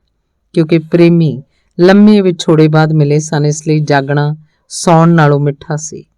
ਉਤਸੁਕਤਾ ਧਰਮ ਜਿੰਨੀ ਪਵਿੱਤਰ ਹੁੰਦੀ ਹੈ। ਇੱਕ ਦੂਸਰੇ ਦਾ ਪਿਆਰ ਤੇ ਪਿਆਰ ਨਾਲ ਮੁੜ ਨਾ ਲੈਣਾ ਪਵਿੱਤਰ ਧਰਮ ਗ੍ਰੰਥਾਂ ਦੇ ਪਾਠ ਦੇ ਬਰਾਬਰ ਹੁੰਦਾ ਹੈ। ਇਸ ਤਰ੍ਹਾਂ ਪ੍ਰੇਮੀ ਇੱਕ ਦੂਸਰੇ 'ਚ ਆਪਣਾ ਵਿਸ਼ਵਾਸ ਬਣਾਉਂਦੇ ਹਨ। ਪ੍ਰੇਮੀਆਂ ਲਈ ਸਿਆਲ ਦੀਆਂ ਲੰਮੀਆਂ ਰਾਤਾਂ ਵੀ ਛੋਟੀਆਂ ਹੁੰਦੀਆਂ ਹਨ। ਸੂਰਜ ਬਸ ਜਿਵੇਂ ਦਖਲ ਅੰਦਾਜ਼ੀ ਕਰਦਾ ਹੋਵੇ। ਮਾਂ ਤੇ ਭਰਾਵਾਂ ਦੀਆਂ ਆਵਾਜ਼ਾਂ ਜਿਵੇਂ ਚੀਕਾਂ ਹੋਣ, ਜੋ ਉਹਨਾਂ ਦੇ ਇੱਕ ਦੂਸਰੇ ਮਿਲਣ 'ਚੋਂ ਪੈਦਾ ਹੋਈ ਸੰਗੀਤਮਈ ਲੈ ਨੂੰ ਭੰਗ ਕਰਦੀਆਂ ਹੋਣ। ਜਦੋਂ ਨੌਕਰ ਰਾਤ ਨੂੰ ਖਾਣਾ ਲੈ ਕੇ ਆਇਆ ਤਾਂ ਉਹਨਾਂ ਨੇ ਉਸ ਤੋਂ ਛੇਤੀ ਨਾਲ ਖਾਣੇ ਵਾਲੀਆਂ ਥਾਲੀਆਂ, ਪੀਣ ਲਈ ਪਾਣੀ ਤੇ ਹੋਰ ਲੋੜੀਂਦੀਆਂ ਚੀਜ਼ਾਂ ਲਈਆਂ। ਇਸ ਤੋਂ ਇਲਾਵਾ ਕੁਝ ਫਲ ਵੀ ਲਏ ਜੋ ਲਾਹੌਰ ਤੋਂ ਲਿਆਇਆ ਸੀ, ਬੰਬਈ ਦੇ ਕੇਲੇ ਤੇ ਕਾਬਲ ਦੇ ਅੰਗੂਰ। ਉਹਨਾਂ ਨੇ ਨੌਕਰ ਨੂੰ ਕਹਿ ਦਿੱਤਾ ਕਿ ਮੁੜ ਕੇ ਨਾ ਆਏ, ਹੋਰ ਕੁਝ ਨਹੀਂ ਸੀ ਚਾਹੀਦਾ। ਦੇਵਾਂਗਣੀ ਗਈ ਤੇ ਦਰਵਾਜ਼ਾ ਭੀੜ ਕੇ ਕੁੰਡਾ ਲਾ ਦਿੱਤਾ। ਹੁਣ ਦੋਵੇਂ ਸੁਰੱਖਿਅਤ ਮਹਿਸੂਸ ਕਰ ਰਹੇ ਸਨ। ਉਹ ਖਾਣਾ ਖਾਣ ਬੈਠਾ। ਦੇਵਾਂਗਣੀ ਨੇ ਬੁਰਕੀ ਲੈ ਕੇ ਉਹਦੇ ਮੂੰਹ 'ਚ ਪਾਈ ਤੇ ਉਸਨੇ ਉਸੇ ਪਲੇਟ 'ਚ ਉਹਦੇ ਮੂੰਹ ਵਿੱਚ ਪਾਈ। ਉਹਨਾਂ ਨੇ ਪਿਆਰ ਉਹਨਾਂ ਨੇ ਇਹ ਪਿਆਰ ਭੋਜ ਕੋਈ ਅੱਧੇ ਘੰਟੇ 'ਚ ਖਤਮ ਕੀਤਾ। ਹੁਣ ਇਸ ਤਰ੍ਹਾਂ ਹੀ ਉਹ ਫਲ ਖਾਣ ਲੱਗੇ। ਇੱਕ ਵਾਰੀ ਜਦੋਂ ਜੱਸਾ ਸਿੰਘ ਦੇ ਮੂੰਹ 'ਚ ਅੰਗੂਰ ਪਾ ਕੇ ਹੱਥ ਪਿੱਛੇ ਲਿਆਈ ਰਹੀ ਸੀ, ਉਹਨੇ ਹੱਥ ਤੇ ਦੰਦੀ ਵੱਡੀ ਜਿਵੇਂ ਉਹਨੂੰ ਸਾਰੀ ਨੂੰ ਖਾ ਜਾਣਾ ਲੋਚਦਾ ਹੋਵੇ। ਹੁਣ ਜਦੋਂ ਜੱਸਾ ਸਿੰਘ ਨੇ ਦੇਵਾਂਗਣੀ ਦੇ ਮੂੰਹ 'ਚ ਅੰਗੂਰ ਪਾਇਆ ਤਾਂ ਉਹਨੇ ਦੰਦੀ ਵੱਢ ਕੇ ਵਾਰੀ ਲਾਈ। ਇਸ ਤਰ੍ਹਾਂ ਉਹ ਰਾਤਾਂ ਨੂੰ ਜਾਗਦੇ ਹੀ ਰਹਿੰਦੇ, ਦਿਨ ਵੇਲੇ ਉਹ ਸੌਂਦੇ ਸਨ। 5ਵਾਂ ਭਾਗ।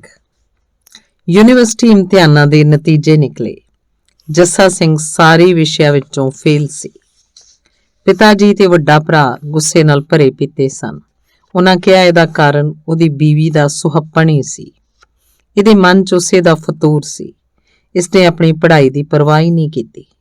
ਮਾਂ ਨੇ ਕੁਝ ਨਾ ਕਿਹਾ। ਉਹ ਖੁਸ਼ ਸੀ। ਉਹਦਾ ਬੇਟਾ ਆਪਣੀ ਖੂਬਸੂਰਤ ਪਤਨੀ ਦੇ ਕੋਲ ਸੀ, ਪਰ ਇਸ ਉਦਾਸੀ ਦੀ ਖਬਰ ਨਾਲ ਸਾਰੇ ਘਰ ਦੀ ਸ਼ਾਂਤੀ ਭੰਗ ਹੋ ਗਈ। ਜਦੋਂ ਸਾਰਿਆਂ ਨੇ ਸ਼ਰੇਆਮ ਉਹਦੀ ਪਤਨੀ ਤੇ ਇਲਜ਼ਾਮ ਲਾਇਆ ਤਾਂ ਜੱਸਾ ਸਿੰਘ ਨੇ ਬਹੁਤ ਨਮੋਸ਼ੀ ਮੰਨੀ। ਇਹਨੂੰ ਇਸ ਗੱਲ ਦੀ ਬਹੁਤ ਠੇਸ ਲੱਗੀ। ਉਹ ਸਮਝਦਾ ਸੀ ਕਿ ਜੇ ਕਸੂਰ ਸੀ ਤਾਂ ਉਹਦਾ ਆਪਣਾ ਸੀ। ਅੰਦਰੋਂ ਸਾਰਿਆਂ ਤੋਂ ਨਾਬਰ ਹੋ ਗਿਆ ਸੀ। ਉਹ ਉੱਤਰ ਵਿੱਚ ਕੁਝ ਨਹੀਂ ਸੀ ਕਹਿੰਦਾ, ਪਰ ਉਹ ਦੁਖੀ ਅੱਤ ਦਾ ਸੀ। ਉਹਦੀ ਪਤਨੀ ਉਹਦੀ ਉਖੜੀ ਮਾਨਸਿਕ ਦਸ਼ਾ ਨੂੰ ਸਮਝਦੀ ਸੀ। ਜੱਸਾ ਸਿੰਘ ਕਹਿਣ ਲੱਗਾ, ਛੋਟਾ ਭਰਾ ਹੋਣਾ ਤੇ ਇਹਨਾਂ ਵਡੇਰਿਆਂ ਤੇ ਨਿਰਭਰ ਕਰਨਾ ਵੀ ਇੱਕ ਲਾਹਨਤ ਹੈ। ਇਹ ਵੀ ਕੋਈ ਜ਼ਿੰਦਗੀ ਹੈ ਕਿ ਆਦਮੀ ਖੁੱਲ੍ਹ ਕੇ ਪਿਆਰ ਵੀ ਨਾ ਕਰ ਸਕੇ। ਸਵਾ ਪੜ੍ਹਾਈ ਹੈ, ਵਿਦੇਸ਼ੀ ਬੋਲੀਆਂ ਨੂੰ ਰੱਟਾ ਲਾਈ ਜਾਓ। ਇੰਗਲੈਂਡ ਦੇ ਇਤਿਹਾਸ ਤੇ ਭਾਰਤੀ ਇਤਿਹਾਸ ਦੀਆਂ ਰੁੱਖੀਆਂ ਘਟਨਾਵਾਂ ਨੂੰ ਯਾਦ ਕਰਨਾ ਬਸ ਮੌਤ ਹੀ ਸਮਝੋ, ਜਦਕਿ ਤੈਨੂੰ ਪਿਆਰ ਕਰਨਾ ਜ਼ਿੰਦਗੀ ਹੈ, ਜ਼ਿੰਦਗੀ ਤੋਂ ਵੀ ਵੱਧ। ਜੇ ਮੈਨੂੰ ਇਹ ਨਸੀਬ ਨਹੀਂ ਜਿਵੇਂ ਕਿ ਉਹ ਮੈਨੂੰ ਮੁੜ ਭੇਜਣ ਬਾਰੇ ਸੋਚ ਰਹੇ ਨੇ ਤਾਂ ਮੈਂ ਮਰ ਜਾਵਾਂਗਾ। ਦੇਖੋ, ਕੁਛ ਨਹੀਂ ਵਿਗੜਿਆ, ਦੇਵਾਂਗਣੀ ਕਹਿਣ ਲੱਗੀ। ਅਸੀਂ ਇਹ ਸਭ ਕੁਝ ਆਪਣੇ ਲਾਭ ਲਈ ਵਰਤ ਸਕਦੇ ਹਾਂ। ਜੇ ਤੁਸੀਂ ਕੁਝ ਮਹੀਨੇ ਕੌੜਾ ਘੁੱਟ ਭਰ ਕੇ ਕੱਟ ਲਓ ਤੇ ਇਮਤਿਹਾਨ ਪਾਸ ਕਰ ਲਓ ਤਾਂ ਤੁਸੀਂ ਚਾਹੋ ਤਾਂ ਉਸ ਉਪਰੰਤ ਆਪਣੀ ਇੱਛਾ ਅਨੁਸਾਰ ਆਜ਼ਾਦ ਹੋ ਸਕਦੇ ਹੋ। ਫਿਰ ਤੁਹਾਨੂੰ ਆਪਣੇ ਪਿਤਾ ਤੇ ਭਰਾਵਾਂ ਤੇ ਨਿਰਭਰ ਨਹੀਂ ਰਹਿਣਾ ਪਏਗਾ। ਫਿਰ ਤੁਸੀਂ ਚਾਹੋ ਤਾਂ ਕਹੀ ਨਾਲ ਧਰਤੀ 'ਚੋਂ ਪਾਣੀ ਵੀ ਕੱਢ ਸਕੋਗੇ। ਜੱਸਾ ਸਿੰਘ ਕਹਿਣ ਲੱਗਾ, ਪਰ ਤੁਹਾਡੇ ਤੋਂ ਬਿਨਾਂ ਇੱਕ ਦਿਨ ਵੀ ਕੱਟਣਾ ਮੌਤ ਦੀ ਨਿਆਈ ਹੈ। ਮੈਂ ਹੁਣ ਵਿਛੋੜੇ ਦਾ ਦੁੱਖ ਇੱਕ ਦਿਨ ਲਈ ਵੀ ਨਹੀਂ ਸਹਿ ਸਕਦਾ। ਤੁਸੀਂ ਕਹਿੰਦੇ ਹੋ ਮੈਂ ਕਈ ਮਹੀਨੇ ਕੌੜਾ ਘੁੱਟ ਭਰ ਕੇ ਗੁਜ਼ਾਰ ਲਵਾਂ ਤੇ ਇਮਤਿਹਾਨ ਪਾਸ ਕਰ ਲਵਾਂ। ਜੇ ਤੁਸੀਂ ਮੇਰੇ ਨਾਲ ਹੋਵੋ ਤਾਂ ਮੈਂ ਸੜਕ ਤੇ ਰੋੜੀ ਕੁੱਟ ਕੇ ਵੀ ਖੁਸ਼ ਰਹਾਂਗਾ। ਨਹੀਂ, ਮੇਰੀ ਖਾਤਰ ਇਹ ਸਹਿ ਲਵੋ। ਮੇਰੀ ਖਾਤਰ ਇਹ ਇਮਤਿਹਾਨ ਪਾਸ ਕਰ ਲਓ। ਆਪਣੀ ਮਾਂ ਤੇ ਪਿਤਾ ਜੀ ਨੂੰ ਨਾਰਾਜ਼ ਨਾ ਕਰੋ। 1 ਸਾਲ ਦੀ ਗੱਲ ਹੈ, ਫਿਰ ਸਭ ਠੀਕ ਹੋ ਜਾਏਗਾ। ਇਹ ਮੈਨੂੰ ਮੇਰੇ ਪੇਕਿਆਂ ਦੇ ਭੇਜਣ ਬਾਰੇ ਸੋਚ ਰਹੇ ਹਨ। ਜੇ ਤੁਸੀਂ ਚਾਹੋ ਤਾਂ ਇਹਨਾਂ ਨੂੰ ਬਿਨਾਂ ਦੱਸੇ ਉੱਥੇ ਆ ਕੇ ਮੈਨੂੰ ਮਿਲ ਵੀ ਸਕਦੇ ਹੋ। ਇਸ ਤਰ੍ਹਾਂ ਵਿਛੋੜਾ ਇੰਨਾ ਦੁਖਦਾਈ ਨਹੀਂ ਹੋਏਗਾ। ਮੈਂ ਆਪਣੇ ਪਿਤਾ ਜੀ ਨੂੰ ਕਹਾਂਗੀ ਕਿ ਤੁਹਾਨੂੰ ਲੋੜ ਅਨੁਸਾਰ ਪੈਸੇ ਵੀ ਭੇਜ ਦੇਣ, ਦੇਵਾਂਗਣੀ ਨੇ ਕਿਹਾ। ਤੁਸੀਂ ਕਹਿੰਦੇ ਹੋ ਤਾਂ ਮੈਂ ਅੱਗ ਵਿੱਚ ਵੀ ਕੁੱਦ ਜਾਵਾਂਗਾ। ਇਮਤਿਹਾਨ ਪਾਸ ਕਰਨਾ ਭਲਾ ਕੀ ਗੱਲ ਹੈ। ਬਹੁਤ ਅੱਛਾ, ਤੁਸੀਂ ਆਪਣੇ ਪੇਕੇ ਚਲੇ ਜਾਓ, ਮੈਂ ਉੱਥੇ ਮਹਿਮਾਨ ਬਣ ਕੇ ਆਵਾਂਗਾ। ਆਸ ਹੈ ਮੈਨੂੰ ਤੁਸੀਂ ਘਰੋਂ ਨਹੀਂ ਕੱਢ ਦਿਓਗੇ। ਇਸ ਗੱਲ ਤੇ ਦੇਵਾਂਗਣੀ ਰੋ ਪਈ। ਉਹਨੇ ਉਹਦੇ ਅਥਰੂ ਪੂੰਝੇ ਤੇ ਧੀਰਜ ਦਿੱਤਾ। ਉਸ 'ਚ ਮਰਦਾਊਪੁਣਾ ਜਾਗ ਪਿਆ ਸੀ। ਜਿਵੇਂ ਉਸ ਕਿਹਾ ਸੀ ਉਸ ਤਰ੍ਹਾਂ ਕਰਨ ਲਈ ਤਿਆਰ ਹੋ ਗਿਆ। ਉਹਨਾਂ ਇੱਕ ਹੋਰ ਪਿਆਰੀ ਰਾਤ ਇਕੱਠਿਆਂ ਬਿਤਾਈ। ਜੱਸਾ ਸਿੰਘ ਦੇ ਕਾਲਜ ਮੁੜਨ ਦਾ ਸਮਾਂ ਆ ਗਿਆ। ਉਹਦੇ ਜਾਣ ਦੇ ਦਿਨ ਤੋਂ ਪਹਿਲਾਂ ਦੀ ਰਾਤ ਹੰਝੂਆਂ ਭਿੱਜੀ ਸੀ। ਜੱਸਾ ਸਿੰਘ ਰੋਂਦਾ ਰਿਹਾ ਤੇ ਉਹਦੀ ਪਤਨੀ ਉਹਦਾ ਧੀਰਜ ਬਣਾਉਂਦੀ ਰਹੀ। ਉਹਦੇ ਪਿਤਾ ਨੇ ਦੇਵਾਂਗਣੀ ਦੇ ਪੇਕੇ ਜਾਣ ਤੋਂ ਨਾਂਹ ਕਰ ਦਿੱਤੀ ਸੀ ਤੇ ਜੱਸਾ ਸਿੰਘ ਦਾ ਲਾਹੌਰ ਭੇਜਣਾ ਇੱਕ ਲੇਲੇ ਨੂੰ ਬੁੱਚੜਖਾਨੇ ਭੇਜਣ ਦੀ ਨਿਆਈ ਸੀ। ਦੇਵਾਂਗਣੀ ਨੇ ਉਹਨੂੰ 2 ਚਿੱਟੇ ਸਿਲਕੀ ਰੁਮਾਲ ਦਿੱਤੇ ਜਿਨ੍ਹਾਂ ਤੇ ਉਹਦੇ ਪਤੀ ਦਾ ਨਾਂ ਕਾਸ਼ਨੀ ਰੰਗ ਦੇ ਧਾਗੇ ਨਾਲ ਕੱਢਿਆ ਹੋਇਆ ਸੀ। ਜੱਸਾ ਸਿੰਘ ਕਹਿਣ ਲੱਗਾ ਕਿ ਜਦੋਂ ਮੈਂ ਲਾਹੌਰ ਵਿਖੇ ਬਿਰਾ ਵਿੱਚ ਰੋਇਆ ਕਰਾਂਗਾ ਤਾਂ ਤੇਰੇ ਰੁਮਾਲ ਉੱਥੇ ਵੀ ਮੇਰੇ ਅਥਰੂ ਪੂੰਝਣਗੇ। ਇਸ ਤਰ੍ਹਾਂ ਮੈਂ ਤੇਰੇ ਹੱਥ ਆਪਣੇ ਹੱਥਾਂ 'ਚ ਲਏ ਹੋਏ ਮਹਿਸੂਸ ਕਰਾਂਗਾ। ਜੱਸਾ ਸਿੰਘ ਲਾਹੌਰ ਲਈ ਰਵਾਨਾ ਹੋ ਗਿਆ। ਦੇਵਾਂਗਣੀ ਸਾਰਾ ਦਿਨ ਆਪਣੇ ਕਮਰੇ 'ਚ ਹੀ ਰਹੀ, ਨਾ ਕੁਝ ਖਾਧਾ ਨਾ ਕੁਝ ਪੀਤਾ। ਦੇਵਾਂਗਣੀ ਕੱਲਰ ਦੀਆਂ ਬਹੂਆਂ ਤੋਂ ਕੁਝ ਅਨੋਖੀ ਸੀ। ਉਹ ਇੰਨੇ ਸ਼ਾਹੀ ਸੁਭਾਅ ਦੀ ਜਿੰਦਾ ਦਿਲ ਤੇ ਖੁੱਲੀ ਖੁਲਾਸੀ ਸੀ ਕਿ ਉਹਦਾ ਪਰੰਪਰਾਵਾਦੀ ਸਹੁਰਾ ਘਰ ਇਹ ਸਭ ਕੁਝ ਬਹੁਤ ਚਿਰ ਨਾ ਸਹਿ ਸਕਿਆ। ਜੱਸਾ ਸਿੰਘ ਦੇ ਬੁੱਢੇ ਪਿਤਾ ਨੂੰ ਇਹ ਤੌਰ ਤਰੀਕੇ ਪਸੰਦ ਨਹੀਂ ਸਨ। ਉਹਨੂੰ ਕੁਝ ਘਿਰਨਾ ਜਿਹੀ ਕਰਨ ਲੱਗ ਪਿਆ। ਉਹ ਆਪਣੀ ਪਤਨੀ ਨੂੰ ਵੀ ਆਪਣੇ ਨਾਲ ਸਹਿਮਤ ਕਰਨ 'ਚ ਕਾਮਯਾਬ ਹੋ ਗਿਆ। ਸੱਸ ਨੇ ਉਹਨੂੰ ਸੋਧਣ ਦੀ ਠਾਣ ਲਈ। ਉਹਦੇ ਘੁੰਡ ਦਾ ਪੱਲਾ ਠੀਕ ਨਾ ਹੋਣ, ਕੁਝ ਮੜਕ ਨਾਲ ਤੁਰਨ ਜਾਂ ਕਿਸੇ ਥਾਂ ਬੇਅਰਥ ਹੱਸਣ ਤੇ ਬਹਾਨੇ ਤਾੜਦੀ ਰਹਿੰਦੀ। ਤੂੰ ਨੌਕਰ ਨਾਲ ਇੰਨੀ ਦੇਰ ਗੱਲਾਂ ਕਿਉਂ ਕਰਦੀ ਰਹੀ? ਨਦੀ ਨਹਾਉਣ ਗਈ, ਮੁੜਦੀ ਆਉਂਦੀ ਕੁੜੀਆਂ ਤੋਂ ਪਿੱਛੇ ਕਿਉਂ ਰਹਿ ਗਈ? ਕੁਝ ਇਸ ਤਰ੍ਹਾਂ ਦੀਆਂ ਗੱਲਾਂ ਹੁੰਦੀਆਂ ਰਹਿੰਦੀਆਂ। ਪਰ ਮਹਾਂ ਸਿੰਘ ਜੋ ਚਾਹੁੰਦੀ ਉਹੀ ਕਰਨ ਲਈ ਹੌਸਲਾ ਅਫਜ਼ਾਈ ਕਰਦਾ। ਇੱਥੋਂ ਤੱਕ ਕਹਿੰਦਾ ਕਿ ਜੇ ਉਹਦੀ ਮਾਂ ਤੇ ਪਤਨੀ ਉਹਨੂੰ ਤੰਗ ਕਰਨ ਤਾਂ ਉਹ ਕੋਈ ਪਰਵਾਹ ਹੀ ਨਾ ਕਰੇ। ਇੱਕ ਤਰ੍ਹਾਂ ਨਾਲ ਉਹਨੂੰ ਪੂਰੀ ਛੁੱਟੀ ਦਿੱਤੀ ਹੋਈ ਸੀ। ਉਹ ਘੰਟਿਆਂ ਬੱਧੀ ਉਹਦੇ ਕਮਰੇ 'ਚ ਬੈਠਾ ਗੱਲਾਂ ਕਰਦਾ ਰਹਿੰਦਾ। ਇਸ ਨਾਲ ਉਹਦੀ ਪਤਨੀ ਦੇ ਦਿਲ 'ਚ ਈਰਖਾ ਤੇ ਭਾਂਬੜ ਬਲ ਪਏ। ਉਹਨੇ ਆਪਣਾ ਤੇ ਆਪਣੇ ਪਤੀ ਦਾ ਜੀਵਨ ਨਰਕ ਬਣਾ ਦਿੱਤਾ। ਦੋਹਾਂ ਪਾਸਿਆਂ ਅੱਗ ਭੜਕ ਪਈ। ਮਹਾਂ ਸਿੰਘ ਦੀ ਪਤਨੀ ਦੇਵਾਂਗਣੀ ਵਿਰੁੱਧ ਆਪਣੀ ਸੱਸ ਕੋਲ ਲਗਾਤਾਰ ਸ਼ਿਕਾਇਤਾਂ ਕਰਦੀ ਰਹਿੰਦੀ ਤੇ ਉਸ ਵਿਰੁੱਧ ਚੁੱਕਦੀ ਰਹਿੰਦੀ। ਹੌਲੀ-ਹੌਲੀ ਉਹਦੇ ਚਰਿੱਤਰ ਤੇ ਵੀ ਚਿੱਕੜ ਉਛਾਲਣ ਲੱਗ ਪਈ। ਇਹ ਇੱਕ ਇੱਜ਼ਤ ਮਾਣ ਦਾ ਜਿਹਾ ਸਵਾਲ ਹੈ ਜਿਸ ਦੀ ਖਾਤਰ ਭਾਰਤ ਦੀਆਂ ਕੁੜੀਆਂ ਅਜੇ ਵੀ ਰਾਜਸਥਾਨ ਦੀ ਪਦਮਨੀ ਦੀ ਤਰ੍ਹਾਂ ਮਰ ਮਿਟਦੀਆਂ ਹਨ। ਕਈ ਵਾਰੀ ਉਹ ਸ਼ਿਕਾਇਤਾਂ ਉਹਦੀ ਸੱਸ ਨੂੰ ਹਾਲਾਤ ਅਨੁਸਾਰ ਠੀਕ ਵੀ ਭਾਸਦੀਆਂ। ਕੁਝ ਇਸ ਤਰ੍ਹਾਂ ਦੀਆਂ ਗੱਲਾਂ ਜਿਵੇਂ ਕਿ ਮੈਂ ਤੈਨੂੰ ਫਲਾਣੇ ਮੁੰਡੇ ਨੂੰ ਮੁੰਦਰੀ ਦਿੰਦੇ ਵੇਖਿਆ ਸੀ, ਤੂੰ ਫਲਾਣੇ ਆਦਮੀ ਦੇ ਘਰ ਗਈ ਸੀ, ਜਦੋਂ ਬਾਹਰ ਆਈ ਤਾਂ ਡਰ ਨਾਲ ਕੰਬ ਰਹੀ ਸੀ, ਜਦੋਂ ਪੁੱਛਿਆ ਕਿ ਕਿੱਥੇ ਗਈ ਸੀ ਤਾਂ ਮੈਨੂੰ ਮੂੰਹ ਚੜਾਇਆ ਤੇ ਹਕਾਰਤ ਨਾਲ ਦੇਖਿਆ।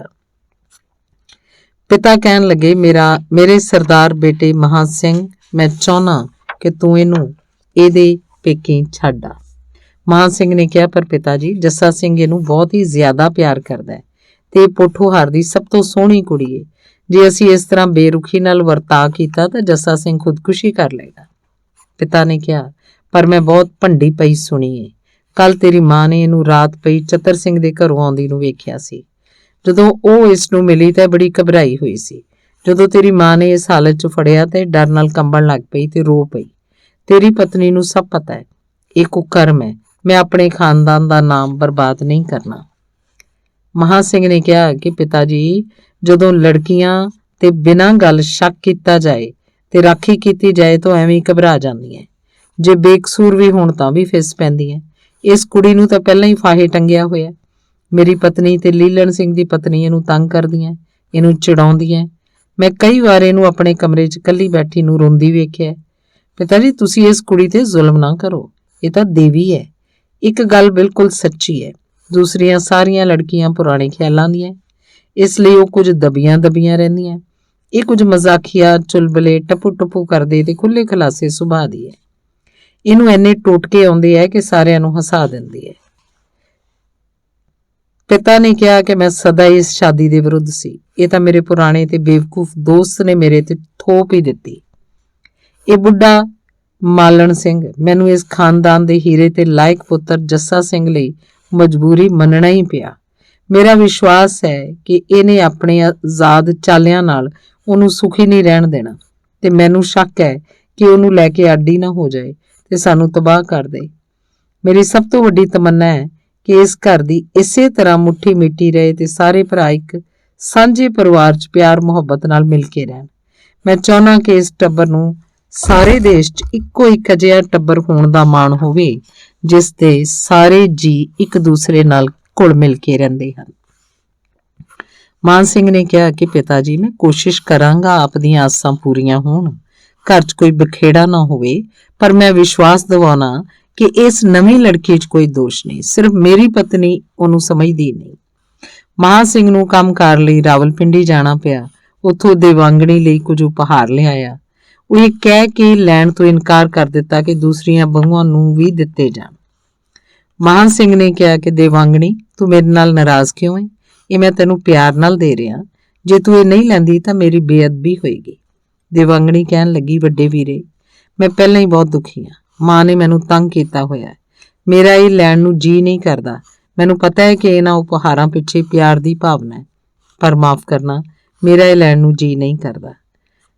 ਕਿਹੜੀ ਗੱਲ ਹੈ ਜੋ ਤੈਨੂੰ ਇੰਨਾ ਦੁਖੀ ਕਰ ਰਹੀ ਹੈ? ਮਹਾਂ ਸਿੰਘ ਨੇ ਪੁੱਛਿਆ। ਕੁਛ ਨਹੀਂ, ਇਸ ਦੇਸ਼ 'ਚ ਔਰਤ ਦਾ ਇਹੋ ਨਸੀਬ ਹੈ, ਦੇਵਾਂਗਣੀ ਦਾ ਜਵਾਬ ਸੀ।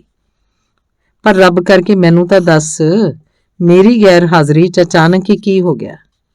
ਕੁਛ ਨਹੀਂ, ਸਿਰਫ ਤੁਹਾਡੀ ਪਤਨੀ ਤੇ ਘਰ ਦੀਆਂ ਦੂਸਰੀਆਂ ਔਰਤਾਂ ਦਾ ਸਾੜਾ ਹੀ ਹੈ। ਉਹ ਮੇਰਾ ਇਸ ਤਰ੍ਹਾਂ ਪਿੱਛਾ ਕਰਦੀਆਂ ਨੇ ਜਿਵੇਂ ਮੈਂ ਕੋਈ ਵੇਸਵਾ ਹੋਵਾਂ। ਉਹ ਮੇਰਾ ਪਿੱਛਾ ਕਰਦੀਆਂ ਹਨ, ਤਾੜ ਰੱਖਦੀਆਂ ਹਨ, ਸ਼ੱਕ ਵੀ ਕਰਦੀਆਂ ਹਨ। ਮੈਂ ਕਿਸੇ ਮੁੰਡੇ ਜਾਂ ਕੁੜੀ ਨਾਲ ਗੱਲ ਵੀ ਨਹੀਂ ਕਰ ਸਕਦੀ। ਉਹ ਸਦਾ ਹੀ ਮੇਰੇ ਤੇ ਇਲਜ਼ਾਮ ਲਾਉਂਦੀਆਂ ਨੇ। ਇਹਨਾਂ ਮੈਨੂੰ ਸਤਾਇਆ ਹੈ, ਮੇਰੇ ਮੂੰਹ ਤੇ ਹੀ ਬੁਰਾ ਭਲਾ ਕਿਹਾ ਹੈ। ਐਸੀਆਂ ਜਲੀਆਂ ਕੱਟੀਆਂ ਕਈਆਂ ਹਨ ਜੋ ਮੈਂ ਆਪਣੀ ਜ਼ਿੰਦਗੀ 'ਚ ਕਦੀ ਨਹੀਂ ਸੁਣੀਆਂ। ਮਹਾਂ ਸਿੰਘ ਨੇ ਕਿਹਾ, ਪਰ ਮੇਰੀ ਪਤਨੀ ਤੇ ਦੂਸਰੀਆਂ ਸਾਰੀਆਂ ਔਰਤਾਂ ਤੈਨੂੰ ਸਮਝ ਹੀ ਨਹੀਂ ਸਕਦੀਆਂ। ਜੋ ਤੇਰਾ ਜਨਮ ਤੋਂ ਹੀ ਖੁੱਲ੍ਹ ਨਾਲ ਤੁਰਨ ਫਿਰਨ ਦਾ ਸੁਭਾਅ ਹੈ, ਉਹ ਇਹਨਾਂ ਲਈ ਬਦਕਾਰੀ ਹੈ। ਜੇ ਉਹ ਨਹੀਂ ਸਮਝ ਸਕਦੀਆਂ ਤਾਂ ਤੂੰ ਉਹਨਾਂ ਨੂੰ ਸਮਝਣ ਦਾ ਯਤਨ ਕਰ ਤੇ ਟੱਬਰ 'ਚ ਇਸ ਤਰ੍ਹਾਂ ਦੀ ਘਿਰਨਾ ਤੋਂ ਬਚਾ ਕਰ। ਮੈਂ ਹਰ ਕੀਮਤ ਤੇ ਤੇਰਾ ਮਾਣ ਤਾਣ ਬਰਕਰਾਰ ਰੱਖਾਂਗਾ। ਮਹਾਂ ਸਿੰਘ ਦੇਵਾਂਗਨੀ ਦੀ ਇਸ ਮਾਯੂਸੀ ਦੀ ਹਾਲਤ ਤੇ ਬੜਾ ਦੁਖੀ ਹੋਇਆ। ਅਸਲ ਵਿੱਚ ਉਹ ਉਹਨੂੰ ਚਾਹੁਣ ਲੱਗ ਪਿਆ ਸੀ। ਉਹਦੀ ਭਾਵਨਾ ਕੋਈ ਚੰਗੀ ਵੀ ਨਹੀਂ ਸੀ, ਇਹ ਲਗਭਗ ਹਵਸ ਹੀ ਸੀ। ਉਹ ਆਪਣੀ ਪਤਨੀ ਨੂੰ ਇਸ ਸਾਰੇ ਤਮਾਸ਼ੇ ਲਈ ਤਾੜਨ ਲੱਗਾ ਕਿਉਂਕਿ ਉਸ ਕੁਝ ਜ਼ਿਆਦਾ ਹੀ ਝਾੜ ਝੰਬ ਕੀਤੀ ਸੀ। ਇਸ ਲਈ ਉਹ ਮਾਫੀਆ ਮੰਗਣ ਲੱਗ ਪਈ ਕਿ ਉਹ ਇਹ ਕਹਿਣ ਦੀ ਗਲਤੀ ਕੀਤੀ ਸੀ ਕਿ ਉਹ ਦੇਵਾਂਗਣੀ ਨੂੰ ਪਿਆਰ ਕਰਦਾ ਸੀ ਤੇ ਉਹਦੀ ਖਾਤਰ ਹੋਰ ਵੀ ਕਈ ਕੁਝ ਲਿਆਉਂਦਾ ਸੀ। ਉਹਨੂੰ ਆਪਣੇ ਪਤੀ ਨੂੰ ਰਿਝਾਉਣ ਦਾ ਢੰਗ ਆਉਂਦਾ ਸੀ। ਜਦੋਂ ਚਾਹੁੰਦੀ ਉਹਨੂੰ ਲੇਲੇ ਦੀ ਤਰ੍ਹਾਂ ਆਪਣੇ ਮਗਰ ਲਾ ਲੈਂਦੀ। ਉਹ ਜੋ ਵੀ ਕਰਵਾਉਣਾ ਚਾਹੁੰਦੀ ਕਰਵਾ ਲੈਂਦੀ। ਉਹ ਸਾਰਾ ਜਾਲ ਇਸ ਤਰ੍ਹਾਂ ਬੁਣਦੀ ਕਿ ਉਹਦਾ ਪਤੀ ਇਹ ਮਹਿਸੂਸ ਕਰਦਾ ਕਿ ਉਹ ਵੀ ਤਾਂ ਇਸੇ ਤਰ੍ਹਾਂ ਕਰਨ ਬਾਰੇ ਹੀ ਸੋਚਦਾ ਰਿਹਾ ਸੀ। ਉਹਨੂੰ ਬੜੀ ਦੇਰ ਤੋਂ ਸ਼ੱਕ ਸੀ ਕਿ ਉਹਦੇ ਪਤੀ ਦੀ ਦੇਵਾਂਗਣੀ ਤੇ ਬੁਰੀ ਨਜ਼ਰ ਸੀ। ਉਹਨੇ ਇਸ ਗੱਲ ਦਾ ਨਿਸਤਾਰਾ ਕਰਨ ਦਾ ਫੈਸਲਾ ਕਰ ਲਿਆ ਸੀ, ਪਰ ਉਹ ਇੰਨੀ ਚਲਾਕ ਸੀ ਕਿ ਉਹ ਕਿਸੇ ਕੀਮਤ ਤੇ ਵੀ ਉਸ ਨਾਲ ਖੁੱਲ੍ਹ ਕੇ ਝਗੜਾ ਵੀ ਨਹੀਂ ਸੀ ਕਰਨਾ ਚਾਹੁੰਦੀ। ਉਹ ਸਮੇਂ ਦੀ ਤਾਕ 'ਚ ਰਹਿੰਦੀ ਤੇ ਜੋ ਕਰਵਾਉਣਾ ਹੁੰਦਾ ਉਸੇ ਤੋਂ ਹੀ ਕਰਵਾ ਲੈਂਦੀ। ਮਹਾਂ ਸਿੰਘ ਨੇ ਆਪਣੀ ਪਤਨੀ ਨੂੰ ਕਿਹਾ, ਦੇਵਾਂਗਣੀ ਸਮੇਂ ਤੋਂ ਬਹੁਤ ਅੱਗੇ ਹੈ। ਅੱਜ ਤੋਂ 30 ਜਾਂ ਕੁਝ ਹੋਰ ਸਾਲਾਂ ਬਾਅਦ ਪੋਠੋਹਾਰ ਦੇ ਹਰ ਕਹਿੰਦੇ ਕਹਾਉਂਦੇ ਟੱਬਰ ਦੀ ਹਰ ਲੜਕੀ ਹੁਣ ਨਾਲੋਂ ਵੱਧ ਆਜ਼ਾਦ ਖਿਆਲ ਹੋਏਗੀ। ਉਹ ਆਉਣ ਵਾਲੀ ਆਜ਼ਾਦ ਖਿਆਲ ਔਰਤ ਜ਼ਾਤ ਦਾ ਚਿੰਨ੍ਹ ਹੈ। ਮੈਂ ਵੀ ਇਸ ਭਵਿੱਖ ਦੀ ਨਵੀਂ ਔਰਤ ਨੂੰ ਪਿਆਰਦਾ ਹਾਂ। ਤੁਸੀਂ ਸਭ ਵਿੱਚੋਂ ਚਲਾਕ ਤੇ ਉੱਤੋਂ ਗੁਲਾਮਾਂ ਦੀ ਤਰ੍ਹਾਂ ਹੋ। ਤੁਹਾਡੇ ਦਿਲਾਂ 'ਚੋਂ ਤਾਂ ਜਿਵੇਂ ਬੰਦੂਕ ਦੀ ਨੋਕ ਤੇ ਹੁਕਮ ਕਰਕੇ ਪਿਆਰ ਕੱਢਣਾ ਹੋਵੇ। ਪਰ ਇਹ ਗੱਲ ਨਹੀਂ ਹੈ ਕਿ ਇਸ ਤਰ੍ਹਾਂ ਦੀ ਆਜ਼ਾਦੀ ਦਾ ਅਰਥ ਕਿਸੇ ਸਹੀ ਰਾਹ ਤੋਂ ਭਟਕ ਜਾਣਾ ਹੀ ਹੋ ਸਕਦਾ ਹੈ। ਮੈਂ ਤੈਨੂੰ ਦੱਸਾਂ, ਇਹ ਤੇਰੀ ਗਲਤੀ ਹੈ। ਤੂੰ ਤਾਂ ਕਿਸੇ ਪਿੰਡ ਦੇ ਛੱਪੜ ਦੀ ਬੇਵਕੂਫ ਡੱਡ ਹੈ। ਉਹਦੀ ਪਤਨੀ ਸਾਰਾ ਕੁਝ ਭਾਂਪ ਗਈ ਸੀ। ਉਹ ਸਿਰਫ ਮੁਸਕਰਾਈ, ਫਿਰ ਕਹਿਣ ਲੱਗੀ, ਹਾਂ ਮੈਂ ਜਾਣਦੀ ਹਾਂ, ਮੈਨੂੰ ਸਭ ਪਤਾ ਹੈ, ਪਰ ਅਸੀਂ ਤਾਂ ਪਿਛੜੇ ਖਿਆਲਾਂ ਦੀਆਂ ਔਰਤਾਂ। ਦੇਵਾਂਗਣੀ ਦੀ ਜਿਵੇਂ ਜ਼ਿੰਦਗੀ ਤਬਾਹ ਹੋ ਗਈ ਸੀ। ਉਹਦੇ ਆਪਣੇ ਸੱਸ ਨਾਲ ਤਫਰਕਾਤ ਵੱਧਦੇ ਹੀ ਗਏ ਕਿਉਂਕਿ ਦੇਵਾਂਗਣੀ ਹਰ ਹਾਲਤ 'ਚ ਆਪਣਾ ਸਵੈਮਾਨ ਬਣਾਈ ਰੱਖਣਾ ਚਾਹੁੰਦੀ ਸੀ। ਜੋ ਕੋਈ ਵੀ ਉਹਦੇ ਚਾਲ ਚੱਲਣ ਬਾਰੇ ਬੇਹੁਦਾ ਗੱਲਾਂ ਕਰਦਾ, ਉਹਨੂੰ ਨਫ਼ਰਤ ਕਰਦੀ ਸੀ। ਇਸ ਲਈ ਜਦੋਂ ਕਦੇ ਵੀ ਸੱਸ ਨਾਲ ਕੋਈ ਗੱਲਬਾਤ ਹੋਈ, ਉਹਨਾਂ ਦਰਮਿਆਨ ਪਾੜਾ ਵੱਧਦਾ ਹੀ ਗਿਆ। ਉਹ ਸੱਚਾਈ ਤੇ ਖੜੀ ਸੀ। ਦੇਵਾਂਗਣੀ ਆਪਣੇ ਸਵੈਮਾਨ ਪੱਖੋਂ, ਆਪਣੇ ਸੁਹੱਪਣ ਪ੍ਰਤੀ ਚੇਤਨਤਾ ਪੱਖੋਂ ਬਹੁਤ ਹੀ ਸੰਵੇਦਨਸ਼ੀਲ ਔਰਤ ਸੀ। ਉਹਦਾ ਵਿਅਕਤਿਤਵ ਬੜਾ ਅਨੋਖਾ ਤੇ ਸ਼ਕਤੀਸ਼ਾਲੀ ਸੀ। ਕੁਦਰਤੀ ਸੀ ਕਿ ਉਹ ਰੂਪ ਦਾ ਵਾਲਾ ਵੀ ਜਾਪਦਾ ਸੀ, ਪਰ ਕਿਸਮਤ ਨੇ ਉਹਨੂੰ ਇਹਨਾਂ ਕਮੀਨੀਆਂ ਜੀਆਂ ਔਰਤਾਂ 'ਚ ਲਿਆ ਸੁੱਟਿਆ ਸੀ ਜਿਨ੍ਹਾਂ ਨੂੰ ਪਕੜਵਾ ਤੋਂ ਬਿਨਾਂ ਕੁਝ ਆਉਂਦਾ ਹੀ ਨਹੀਂ ਸੀ। ਪਰ ਉਹ ਛਾਤੀ ਤਾਣੀ ਖੜੀ ਸੀ ਤੇ ਉਹਨਾਂ ਦੇ ਡਰਾਵਿਆਂ ਦੀ ਕੋਈ ਪਰਵਾਹ ਨਹੀਂ ਸੀ ਕਰ ਰਹੀ। ਉਹਦੇ ਸਿਰ ਤੋਂ ਪੈਰਾਂ ਤੱਕ ਆਪਣੀ ਬੇਦਾਗ ਪਵਿੱਤਰਤਾ ਦਾ ਤੇਜ ਸੀ। ਉਹਨੂੰ ਆਪਣੇ ਪਤੀ ਲਈ ਪਿਆਰ 'ਚ ਨਿਸ਼ਠਾ ਸੀ। ਉਹ ਕਿਸੇ ਦੇ ਬਕਵਾਸ ਦੀ ਪਰਵਾਹ ਨਹੀਂ ਸੀ ਕਰਦੀ। ਜਿੰਨਾ ਜ਼ਿਆਦਾ ਉਹ ਤੰਗ ਕਰਦੀਆਂ, ਉਨੀ ਜ਼ਿਆਦਾ ਹੀ ਉਹਦੀ ਸੁੰਦਰਤਾ ਤੇ ਸ਼ਾਨ ਚਮਕਦੀ ਸੀ। ਪਰ ਉੱਥੇ ਉਹਦੀ ਸੁੰਦਰਤਾ ਦੀ ਪਵਿੱਤਰਤਾ ਦੇਖਣ ਵਾਲਾ ਕੌਣ ਸੀ? ਉਹ ਤਾਂ ਬਸ ਉਹਨੂੰ ਗੁਲਾਮ ਬਣਾਉਣ ਦੇ ਤੁਲੇ ਹੋਏ ਸਨ। ਉਹ ਕੰਡਿਆਂ 'ਚ ਉਲਝ ਚੁੱਕੀ ਸੀ। ਜਿੰਨਾ ਜ਼ਿਆਦਾ ਉਹ ਬਚਣ ਦਾ ਯਤਨ ਕਰਦੀ, ਓਨਾ ਹੀ ਉਹਦੇ ਕੱਪੜੇ ਉਹਨਾਂ ਸੂਲਾਂ 'ਚ ਫਸ ਰਹੇ ਸਨ। ਇੱਕ ਦਿਨ ਉਹਨੂੰ ਸਰਦਾਰ ਦੇ ਫਾਰਮ ਦੇ ਮੈਨੇਜਰ ਦੀ ਪਤਨੀ ਨੇ ਸੱਦਾ ਦਿੱਤਾ। ਤੀਰਥਾ ਮੈਨੇਜਰ ਇੱਕ ਬਦ ਸ਼ਕਲ ਤੇ ਪਸ਼ੂ ਬੁੱਧੀ ਵਾਲਾ ਵਿਅਕਤੀ ਸੀ। ਉਹ ਸਾਰਾ ਦਿਨ ਬੁੱਚੜਪੁਣਾ ਕਰਦਾ। ਜਾਨਵਰ ਮਾਰਨ ਦੀ ਥਾਂ ਮੁਜਾਰਿਆਂ ਨੂੰ ਕਹਾਉਂਦਾ। ਆਦਮੀ, ਔਰਤਾਂ ਤੇ ਬੱਚੇ ਤਾਂ ਜੋ ਸਰਦਾਰ ਦੀ ਤਿਜੋਰੀ ਭਰ ਸਕੇ। ਉਸ ਕਦੇ ਸਿਰ ਨਹੀਂ ਸੀ ਵਾਹਿਆ, ਇਸ ਕਰਕੇ ਉਹਦੇ ਸਿਰ 'ਚ ਜੂਆਂ ਤੇ ਲੀਖਾਂ ਸਨ। ਅੱਖਾਂ 'ਚ ਗਿੱਡ ਤੇ ਨੱਕ 'ਚ ਚੂਹੇ ਭਰੇ ਹੁੰਦੇ। ਉਹਨੂੰ ਸੁਣਦਾ ਵੀ ਉੱਚਾ ਸੀ। ਘਰ ਦੀਆਂ ਲੜਕੀਆਂ ਨੇ ਜੇ ਕੁਝ ਕਰਵਾਉਣਾ ਹੁੰਦਾ ਤਾਂ ਉਹਦੇ ਕੰਨ 'ਚ ਉੱਚੀ ਦੇਣੀ ਦੱਸਣਾ ਪੈਂਦਾ। ਉਹਦੇ ਕੋਲ ਜਾਣ ਤੋਂ ਨਫ਼ਰਤ ਕਰਦੀਆਂ ਸਨ। ਪਰ ਉਹਦੀ ਪਤਨੀ ਬਹੁਤ ਹੀ ਹਮਦਰਦ ਔਰਤ ਸੀ। ਉਹ ਸਰਦਾਰ ਦੇ ਟੱਬਰ ਦੀਆਂ ਬਹੂਆਂ ਨਾਲ ਹਰ ਗੱਲ ਸਾਂਝੀ ਕਰ ਲੈਂਦੀ ਸੀ। ਬਹੂਆਂ ਉਹਦੇ ਘਰ ਜਾਂਦੀਆਂ, ਮੈਨੇਜਰ ਦੀਆਂ ਕੁੜੀਆਂ ਉਹਨਾਂ ਦੇ ਘਰ ਆਉਂਦੀਆਂ। ਸੋ ਪਿੰਡ 'ਚ ਇਹਨਾਂ ਦੋਹਾਂ ਘਰਾਂ ਦਾ ਆਉਣਾ ਜਾਣਾ ਬਣਿਆ ਹੀ ਰਹਿੰਦਾ। ਤੀਰਥਾ ਗਰੀਬ ਸੀ ਪਰ ਇੰਨਾ ਇਮਾਨਦਾਰ ਸੀ ਕਿ ਸਰਦਾਰ ਨੇ ਗੱਲੇ ਤੇ ਸੰਦੂਕਾਂ ਦੀਆਂ ਸਾਰੀਆਂ ਕੁੰਜੀਆਂ ਉਸੇ ਨੂੰ ਹੀ ਸੌਂਪੀਆਂ ਹੋਈਆਂ ਸਨ। ਉਹਨਾਂ ਦਾ ਸਾਰਾ ਹਿਸਾਬ ਕਿਤਾਬ ਉਹੀ ਰੱਖਦਾ। ਉਹ ਅਧਖੜ ਉਮਰ ਦਾ ਸੀ, ਸਮੁੱਚੇ ਤੌਰ ਤੇ ਸਮਾਜਿਕ ਪੱਖੋਂ ਕੋਈ ਬਹੁਤਾ ਸਿਆਣਾ ਨਹੀਂ ਸੀ। ਉਹ ਪੂਰਾ ਮੁਨੀਮ ਸੀ ਤੇ ਬੁੱਚੜਾਂ ਦੀ ਤਰ੍ਹਾਂ ਰਕਮਾਂ ਉਹ ਗੁਰਾਉਂਦਾ ਸੀ। ਸਰਦਾਰ ਆਪਣੇ ਮੁਜਾਰਿਆਂ ਨੂੰ ਬਹੁਤ ਭਾਰੇ ਸੂਦ ਤੇ ਕਰਜ਼ੇ ਦਿੰਦੇ ਸਨ ਤੇ ਆਪ ਵਿਆਜ ਦੇ ਰੂਪ 'ਚ ਚੂਸੇ ਗਰੀਬਾਂ ਦੇ ਖੂਨ ਤੇ ਆਕੜ ਨਾਲ ਰਹਿੰਦੇ ਸਨ। ਤੀਰਥਾ ਦੀ ਪਤਨੀ ਦੇਵਾਂਗਣੀ ਨਾਲ ਬਹੁਤ ਹਮਦਰਦੀ ਕਰਦੀ ਸੀ। ਉਹਨੂੰ ਪਤਾ ਸੀ ਕਿ ਦੂਸਰੀਆਂ ਬਹੂਆਂ ਉਸ ਨਾਲ ਕੀ ਸਲੂਕ ਕਰਦੀਆਂ ਸਨ। ਉਹ ਵੱਡੀ ਬਹੂ ਦੇ ਕੰਮਕਾਰ ਦੇ ਢੰਗ ਤੇ ਉਹਦੀ ਚੁਗਲੀ ਦੀ ਆਦਤ ਨੂੰ ਦਿਲੋਂ ਨਫ਼ਰਤ ਕਰਦੀ ਸੀ। ਉਹਦੀ ਹਮਦਰਦੀ ਨੇ ਦੇਵਾਂਗਣੀ ਨੂੰ ਹੋਰ ਨੇੜੇ ਲੈ ਆਉਂਦਾ ਤੇ ਉਹਨਾਂ ਵਿੱਚ ਦੋਸਤੀ ਪੈ ਗਈ। ਇਸ ਤੋਂ ਦੂਸਰੀਆਂ ਬਹੂਆਂ ਸੜਦੀਆਂ ਸਨ। ਇੱਕ ਰਾਤ ਦੇਵਾਂਗਣੀ ਨੂੰ ਤੀਰਥਾ ਦੇ ਘਰੋਂ ਮੁੜਨ 'ਚ ਦੇਰ ਹੋ ਗਈ। ਚੰਦ ਦੀ ਚਾਨਣੀ ਵਿੱਚ ਉਹਨੂੰ ਤੀਰਥਾ ਦੀ ਪਤਨੀ ਤੇ ਆਪਣੀ ਪਿਆਰੀ ਦੋਸਤ ਨਾਲ ਆਪਣਾ ਦੁੱਖ ਸੁੱਖ ਸਾਂਝਾ ਕਰਦਿਆਂ ਅਣਜਾਣੇ ਹੀ ਸਮਾਂ ਜ਼ਿਆਦਾ ਲੱਗ ਗਿਆ। ਉਹਨੂੰ 10 ਵਜੇ ਤੱਕ ਉੱਥੇ ਰਹਿਣਾ ਬਹੁਤਾ ਲੇਟ ਨਹੀਂ ਸੀ ਜਾਪਿਆ। ਅਸਲ 'ਚ ਜਦੋਂ ਕੁੜੀ ਸੀ ਤਾਂ ਕਈ ਵਾਰੀ ਪਿੰਡ ਦੇ ਹਰੇ ਭਰੇ ਖੇਤਾਂ ਜਾਂ ਵੱਢਾਂ 'ਚੋਂ ਤੜਕਸਾਰ ਤੱਕ ਖੇਡਦੀ ਰਹਿੰਦੀ ਸੀ। ਪਰ ਮਹਾਂ ਸਿੰਘ ਦੀ ਪਤਨੀ ਨੇ ਇਸ ਗੱਲ ਦਾ ਨਵਾਂ ਹੀ ਬਤੰਗੜ ਬਣਾ ਲਿਆ। ਗੱਲ ਇਸ ਤਰ੍ਹਾਂ ਹੋਈ, ਜਦੋਂ ਦੇਵਾਂਗਣੀ ਨੇ ਹਨੇਰੇ ਪਏ ਤੀਰਥਾ ਦੇ ਘਰੋਂ ਆਉਣਾ ਸੀ ਤਾਂ ਉਹਨੇ ਆਪਣੇ ਪਤੀ ਨੂੰ ਨਾਲ ਲਿਜਾ ਕੇ ਇੱਕ ਝਾੜੀ ਉੱਲੇ ਖੜਾ ਕਰ ਦਿੱਤਾ।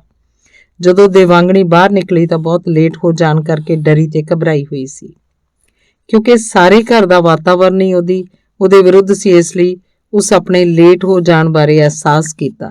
ਮਹਾਂ ਸਿੰਘ ਨੇ ਆਵਾਜ਼ ਮਾਰੀ, ਦੇਵਾਂਗਣੀ, ਇਹ ਤੂੰ ਏ? ਉਹ ਆ ਕੇ ਉਹਦੇ ਪੈਰਾਂ ਤੇ ਡਿੱਗ ਪਈ। ਹਾਂ ਵੀਰੇ, ਮੈਂ ਹੀ ਆ, ਇੱਕ ਦੁਖੀਆ। ਇਸ ਤਰ੍ਹਾਂ ਜਾਪਿਆ ਜਿਵੇਂ ਆਪਣੀ ਪਤਨੀ ਦੇ ਚੁੱਕਣ ਤੇ ਮਹਾਂ ਸਿੰਘ ਨੇ ਜੋ ਆਵਾਜ਼ ਦਿੱਤੀ ਸੀ ਉਹਨੇ ਦੇਵਾਂਗਣੀ ਨੂੰ ਨਪੀੜ ਕੇ ਰੱਖ ਦਿੱਤਾ ਸੀ।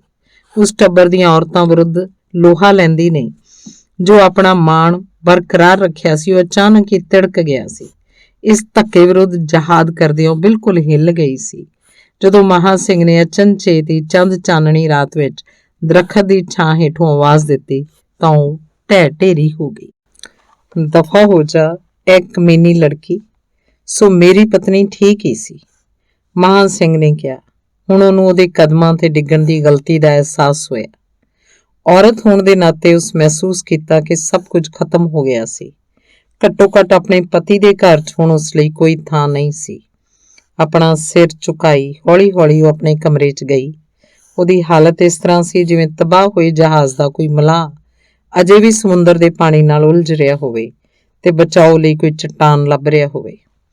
ਉੱਪਰ ਅਸਮਾਨ, ਹੇਠ ਸਮੁੰਦਰ, ਸਾਰੇ ਜ਼ਾਲਮ ਸਨ। ਪੱਥਰ, ਜਾਨਵਰ, ਦੋਸਤ, ਧਰਮ, ਸਮਾਜ, ਸਾਰੇ ਉਹਦੇ ਵਿਰੁੱਧ ਡਟੇ ਹੋਏ ਸਨ।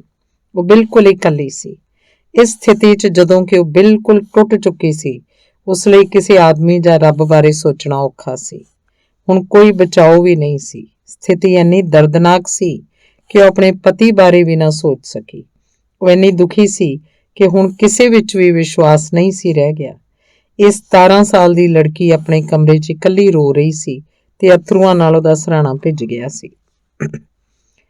ਧੁੱਪ ਤੋਂ ਬਚਣ ਲਈ ਰੂੰ 'ਚ ਲਿਪਟੇ ਤੇ ਗੁਲਾਬ ਦੇ ਅਤਰ ਨਾਲ ਮਹਿਕਦੇ ਸੰਦਲ ਦੀ ਲੱਕੜ ਦੀਆਂ ਅਲਮਾਰੀਆਂ ਵਿੱਚ ਬੰਦ ਇਹਨਾਂ ਆਦਮੀਆਂ ਦਾ ਪਿਆਰ ਵੀ ਕੀ ਹੈ।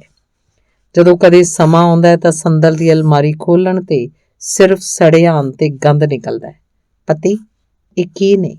ਇਹਨਾਂ ਜ਼ਾਲਮਾਂ ਦੇ ਹੱਥਾਂ 'ਚ ਮਿੱਟੀ ਦੇ ਖਿਡੌਣੇ, ਜਿਵੇਂ ਚੌਣ ਉਂਗਲਾਂ ਤੇ ਨਚਾਈ ਜਾਣ। ਇਹਨਾਂ ਨੂੰ ਪਿਆਰ ਕਰਨਾ ਸਿਰਫ ਭਾਵੁਕਤਾ ਹੈ ਤੇ ਇਹਨਾਂ ਦਾ ਪਿਆਰ ਜਾਨਵਰ ਦੀ ਹਵਸ ਹੁੰਦਾ ਹੈ। ਔਰਤ ਲਈ ਭੁੱਖ ਕੁਝ ਦਿਨ ਹੀ ਰਹਿੰਦੀ ਹੈ। ਇਹ ਸਿਰਫ ਮੁਲੰਮਾ ਹੈ। ਹੇ ਰੱਬਾ, ਕੀ ਆਸ ਹੋ ਸਕਦੀ ਹੈ ਇੱਥੋਂ? ਮਹਾਂ ਸਿੰਘ ਆਪ ਬਹੁਤ ਦੁਖੀ ਸੀ। ਉਹ ਆਪਣੇ ਕਮਰੇ 'ਚ ਚਲਾ ਗਿਆ ਤੇ ਰੋਣ ਲੱਗ ਪਿਆ। ਸਾਰੇ ਟੱਬਰ ਦਾ ਵਕਾਰ ਤਬਾਹ ਹੋ ਗਿਆ। ਉਹ ਤੀਰਥਾ ਸ਼ੈਤਾਨ ਨਿਕਲਿਆ। ਮੈਂ ਉਹ ਤੇ ਇੰਨਾ ਵਿਸ਼ਵਾਸ ਕੀਤਾ, ਪਰ ਇਹਨੇ ਸੱਪ ਬਣ ਕੇ ਡੰਗ ਮਾਰਿਆ। ਅਸੀਂ ਤਬਾਹ ਹੋ ਗਏ। ਉਹ ਜੱਸਾ ਸਿੰਘ ਦੀ ਖਾਤਰ ਰੋਇਆ। ਉਹਦੀ ਪਤਨੀ ਨੇ ਅੱਧੀ ਰਾਤ ਦਰਵਾਜ਼ਾ ਖੜਕਾਇਆ। ਉਹਨੂੰ ਉਸ ਲਈ ਦਰਵਾਜ਼ਾ ਖੋਲ੍ਹਣਾ ਪਿਆ। ਪਤਨੀ ਕਹਿਣ ਲੱਗੀ, ਤੁਹਾਨੂੰ ਕਾਹਦਾ ਦੁੱਖ ਹੈ? ਇਸ 'ਚ ਆਦਮੀ ਦਾ ਕੀ ਦੋਸ਼? ਜੇ ਕੁੜੀਆਂ ਹੀ ਅਜਿਹੀਆਂ ਨਿਕਲਣ, ਤੁਸੀਂ ਸਵੇਰੇ ਸਵਖਤੇ ਹੀ ਉਹਨੂੰ ਪੇਕਿਆਂ ਦੇ ਛੱਡ ਆਓ। ਉੱਥੋਂ ਹੀ ਲਾਹੌਰ ਚਲੇ ਜਾਓ। ਜੱਸਾ ਸਿੰਘ ਨੂੰ ਵਿਸ਼ਵਾਸ 'ਚ ਲੈ ਕੇ ਸਮਝਾਓ। ਜੇ ਉਹਨੂੰ ਅਚਾਨਕ ਖਬਰ ਮਿਲੀ ਤਾਂ ਉਹ ਆਤਮ ਹੱਤਿਆ ਕਰ ਲਏਗਾ। ਤੁਹਾਨੂੰ ਪਤਾ ਉਹ ਕਿੰਨਾ ਪਿਆਰ ਕਰਦਾ ਇਹਨੂੰ। ਮਹਾਂ ਸਿੰਘ ਨੇ ਕਿਹਾ ਕਿ ਸਾਡੇ ਤੇ ਕਿਸਮਤ ਨੇ ਬਹੁਤ ਜ਼ੁਲਮ ਕੀਤਾ ਹੈ। ਹਰਾਮੀ ਤੀਰਥਾਂ ਨੂੰ ਤਾਂ ਨੌਕਰੀਆਂ ਕੱਢ ਦੇਣਾ ਹੈ।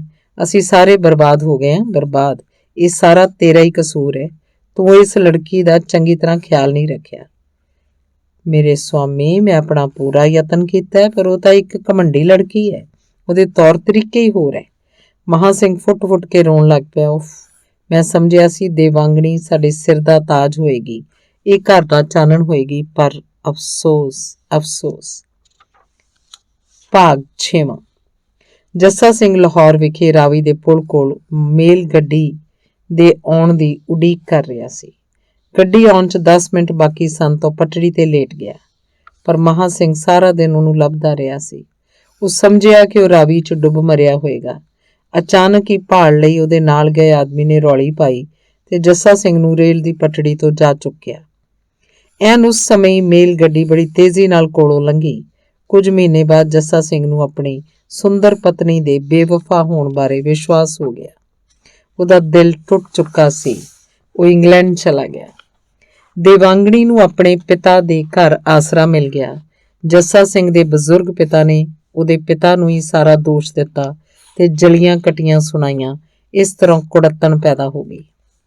ਦਿਲਾਵਰ ਸਿੰਘ ਨੇ ਕਿਹਾ, ਸ਼੍ਰੀਮਾਨ ਜੀ, ਮੈਂ ਇਸ ਗੱਲ ਤੇ ਵਿਸ਼ਵਾਸ ਨਹੀਂ ਕਰਦਾ। ਮੈਨੂੰ ਕਈਆਂ ਪਾਸਿਆਂ ਤੋਂ ਪਤਾ ਲੱਗਾ ਹੈ ਕਿ ਤੁਹਾਡੇ ਘਰ ਦੀਆਂ ਔਰਤਾਂ ਨੇ ਮੇਰੀ ਬੇਟੀ ਦਾ ਨਾਂ ਬਦਦੂ ਕਰਨ ਦਾ ਛੜਯੰਤਰ ਰਚਿਆ।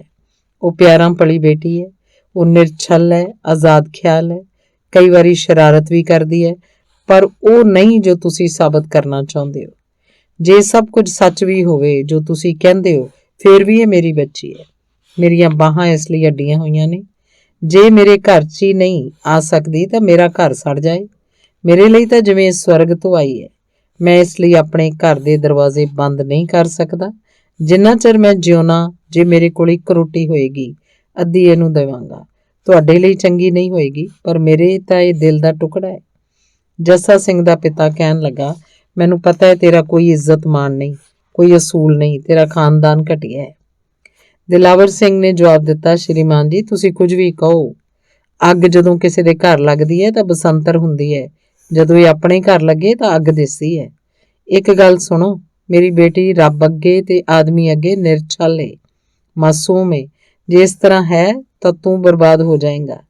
ਇਹ ਇਸ ਮਜ਼ਲੂਮ ਲੜਕੀ ਦਾ ਸਰਾਪ ਹੋਏਗਾ। ਜੋ ਮੇਰੀ ਬੇਟੀ ਨਾਲ ਕੀਤੀ ਹੈ ਉਹ ਤੇਰੇ ਤੇ ਤੇਰੇ ਘਰਦਿਆਂ ਦੇ ਅੱਗੇ ਆਏਗੀ। ਸਤਿ ਸ੍ਰੀ ਅਕਾਲ। ਜਾ, ਮੇਰੇ ਘਰੋਂ ਚਲਾ ਜਾ, ਸਭ ਖਤਮ ਹੋ ਗਿਆ। ਦੇਵਾਂਗਣੀ ਬਹੁਤ ਦੁਖੀ ਸੀ, ਪਰ ਇਹਦਾ ਕਾਰਨ ਉਹਨਾਂ ਔਰਤਾਂ ਦੀ ਜਲਨ ਹੀ ਸੀ। ਉਹਦੇ ਪਤੀ ਨੂੰ ਬਾਹਰ ਭੇਜ ਦਿੱਤਾ ਗਿਆ ਸੀ। ਉਹ ਸੋਚਦੀ ਜਦੋਂ ਆਵੇਗਾ ਤਾਂ ਸਭ ਕੁਝ ਦੱਸੇਗੀ। ਉਹ ਜ਼ਰੂਰ ਵਿਸ਼ਵਾਸ ਕਰ ਲਏਗਾ। ਜੋ ਕੁਝ ਵੀ ਵਾਪਰਿਆ ਸੀ ਉਸ ਆਪਣੀ ਮਾਂ ਤੇ ਆਪਣੇ ਪਿਤਾ ਨੂੰ ਦੱਸ ਦਿੱਤਾ। ਉਹਨੂੰ ਪਤਾ ਨਹੀਂ ਸੀ ਕਿ ਕਿੱਥੇ ਕੀ ਗਲਤੀ ਸੀ, ਉਸ ਕੋਲੋਂ ਕੀ ਗਲਤ ਹੋ ਗਿਆ ਸੀ। ਉਹ ਫੁੱਟ-ਫੁੱਟ ਕੇ ਰੋਣ ਲੱਗੀ। ਵਿਚਾਰਾ ਬੁੱਢਾ ਪਿਓ, ਉਹਦੀ ਲੰਮੀ ਚਿੱਟੀ ਦਾੜੀ ਹਮਦਰਦੀ ਨਾਲ ਕੰਬ ਰਹੀ ਸੀ। ਦੁੱਖ ਨਾਲ ਉਹਦੀਆਂ ਆਦਤਾਂ ਬੱਚਿਆਂ ਵਰਗੀਆਂ ਹੋ ਗਈਆਂ ਸਨ। ਉਸ ਆਪਣੀ ਬੇਟੀ ਨੂੰ ਬਾਹਾਂ 'ਚ ਲਿਆ ਤੇ ਉੱਚੀ-ਉੱਚੀ ਰੋ ਪਿਆ। ਉਹਦੇ ਹੰਝੂਆਂ ਦੀ ਧਾਰ ਉਹਦੇ ਵਾਲਾਂ ਤੇ ਪੈ ਰਹੀ ਸੀ। ਦੇਵਾਂਗਣੀ ਨੇ ਆਪਣੇ ਪਤੀ ਨੂੰ ਇੰਗਲੈਂਡ ਵਿੱਚ ਕਈ ਚਿੱਠੀਆਂ ਲਿਖੀਆਂ, ਪਰ ਉੱਥੋਂ ਕੋਈ ਨਾ ਆਈ। ਜੱਸਾ ਸਿੰਘ ਨੇ ਕੋਈ ਹੁੰਗਾਰਾ ਨਾ ਦਿੱਤਾ। ਅਸਲ 'ਚ ਉਹਦੇ ਭਰਾ ਨੇ ਉਹਦਾ ਕਸੂਰ ਸਾਬਤ ਕਰਨ ਲਈ ਹਾਲਾਤੀ ਸ਼ਹਾਦਤ ਵੀ ਦਿੱਤੀ ਸੀ। ਉਹਨੂੰ ਚਿੱਠੀ ਪੱਤਰ ਕਰਨ ਤੇ ਡਰਾਵਾ ਵੀ ਦਿੱਤਾ ਸੀ। ਉਸ ਦਿਨ ਦੇਵਾਂਗਣੀ ਦੇ ਉਹਦੇ ਪੈਰਾਂ ਤੇ ਢੇਰੀ ਹੋਣ ਵਾਲੀ ਗੱਲ ਨੂੰ ਉਸ ਬਹੁਤ ਵਧਾ ਚੜਾ ਕੇ ਦੱਸਿਆ ਸੀ। ਉਹਨੇ ਜੱਸਾ ਸਿੰਘ ਵਿੱਚ ਇੱਕ ਤਰ੍ਹਾਂ ਨਾਲ ਜ਼ਹਿਰ ਭਰ ਦਿੱਤੀ ਸੀ। ਉਹ ਸਮਝਦਾ ਸੀ ਕਸੂਰ ਮੰਨਣ ਦੀਆਂ ਇਹੀ ਅਲਾਮਤਾਂ ਹੁੰਦੀਆਂ ਹਨ। ਉਹ ਇੰਨਾ ਖਿਜਿਆ ਹੋਇਆ ਸੀ ਕਿ ਅਜਿਹੀ ਹਾਲਾਤ ਦੇ ਹੋਰ ਕਾਰਨਾਂ ਬਾਰੇ ਸੋਚ ਵੀ ਨਹੀਂ ਸੀ ਸਕਦਾ। ਬਹੁਤ ਜ਼ਿਆਦਾ ਭਾਵੁਕ ਆਦਮੀ ਜੇ ਇਹ ਸੁਣ ਲਵੇ ਕਿ ਕੋਈ ਕਤਲ ਹੋ ਗਿਆ ਹੈ ਤਾਂ ਉਹਨੂੰ ਇਸ ਤਰ੍ਹਾਂ ਲੱਗੇਗਾ ਕਿ ਕਤਲ ਉਹਨੇ ਹੀ ਕੀਤਾ ਹੈ, ਤੇ ਜੇ ਉਹਨੂੰ ਇਸ ਬਾਰੇ ਪੁੱਛ ਪੜਤਾਲ ਕੀਤੀ ਜਾਏ ਤਾਂ ਉਸ ਤਰ੍ਹਾਂ ਹੀ ਵਰਤਾਓ ਕਰੇਗਾ ਜਿਵੇਂ ਕਿ ਉਹ ਕਾਤਲ ਹੀ ਹੋਵੇ। ਮਹਾਂ ਸਿੰਘ ਨੇ ਜੱਸਾ ਸਿੰਘ ਦੇ ਸਾਹਮਣੇ ਉਹਦੇ ਭਵਿੱਖ ਦੀ ਤਸਵੀਰ ਖਿੱਚੀ ਸੀ। ਜੇ ਉਹ ਦੇਵਾਂਗਣੀ ਲਈ ਪਿਆਰ ਜਤਾਉਂਦਾ ਰਿਹਾ ਤਾਂ ਉਹਦਾ ਜਾਂ ਦੇਵਾਂਗਣੀ ਦਾ ਕਤਲ ਹੋ ਸਕਦਾ ਹੈ। ਇਸ ਤਰ੍ਹਾਂ ਸਾਰਾ ਖਾਨਦਾਨ ਤਬਾਹ ਹੋ ਜਾਏਗਾ। ਉਹ ਜੱਸਾ ਸਿੰਘ ਸਾਹਮਣੇ ਰੋਇਆ ਵੀ ਸੀ। ਉਹਨੇ ਇਸ ਮਸਲੇ ਦੇ ਸਦਾਚਾਰਕ, ਧਾਰਮਿਕ ਤੇ ਸਮਾਜਿਕ ਪੱਖਾਂ ਤੇ ਵੀ ਗੱਲਬਾਤ ਕੀਤੀ ਸੀ। ਮਹਾਂ ਸਿੰਘ ਜੱਸਾ ਸਿੰਘ ਦੇ ਦਰਦ ਨੂੰ ਦਬਾਉਣਾ ਤੇ ਉਹਦੀ ਆਪਣੇ ਮਾਪਿਆਂ ਤੇ ਭਰਾਵਾਂ ਵਿਰੁੱਧ ਮਾਯੂਸੀ ਨੂੰ ਘੱਟ ਕਰਨ 'ਚ ਸਫਲ ਹੋਇਆ ਸੀ, ਬੇਸ਼ੱਕ ਉਸ ਨੂੰ ਬਹੁਤ ਯਤਨ ਕਰਨਾ ਪਿਆ ਸੀ। ਉਹਨੇ ਦੇਵਾਂਗਣੀ ਦਾ ਪੱਖ ਪੂਰਨ ਦਾ ਯਤਨ ਕੀਤਾ ਸੀ। ਜੱਸਾ ਸਿੰਘ ਨੇ ਆਪਣੇ ਭਰਾ ਨੂੰ ਕਿਹਾ, ਇਹ ਸਭ ਕੁਝ ਗਲਤ ਵੀ ਹੋ ਸਕਦਾ ਹੈ, ਤੁਸੀਂ ਉਹਨੂੰ ਮਾਫ ਨਹੀਂ ਕਰ ਸਕਦੇ। ਮਹਾਂ ਸਿੰਘ ਨੇ ਉੱਤਰ ਦਿੱਤਾ, ਤੈਨੂੰ ਪਤਾ ਹੈ ਮੈਨੂੰ ਤੇਰੀ ਖੁਸ਼ੀ ਕਿੰਨੀ ਪਿਆਰੀ ਹੈ। ਮੈਂ ਉਸ ਤੋਂ ਸੋਹਣੀ ਕੁੜੀ ਦਾ ਕਿਆਸ ਵੀ ਨਹੀਂ ਕਰ ਸਕਦਾ, ਪਰ ਲੱਖ ਲਾਹਨਤ ਐਸੀ ਸੁੰਦਰਤਾ ਦੇ ਜੇ ਦਿਲ ਕਾਲਾ ਹੋਵੇ। ਸਾਡੇ ਤੇ ਤਾਂ ਦੇਵਤਿਆਂ ਦੀ ਕਰੋਪੀ ਹੈ। ਜੱਸਾ ਸਿੰਘ ਨੇ ਮੁੜ ਪੱਖ ਪੂਰਿਆ, ਫਰਜ਼ ਕਰੋ ਤੁਹਾਡੀ ਆਪਣੀ ਬੇਟੀ ਹੁੰਦੀ, ਫਿਰ ਤੁਸੀਂ ਕੀ ਕਰਦੇ? ਮਹਾਂ ਸਿੰਘ ਨੇ ਆਪਣਾ ਬਨੌਟੀਪਨ ਕਾਇਮ ਰੱਖਦਿਆਂ ਕਿਹਾ, ਮੇਰੇ ਲਈ ਔਰਤ ਦਾ ਚੱਲਣ ਹੀ ਸਭ ਕੁਝ ਹੈ, ਮੈਂ ਉਹਨੂੰ ਅਪਣਾਉਣ ਤੋਂ ਇਨਕਾਰ ਕਰ ਦਿੰਦਾ। ਜੱਸਾ ਸਿੰਘ ਨੇ ਅਜੇ ਵੀ ਗੱਲ ਨਹੀਂ ਛੱਡੀ।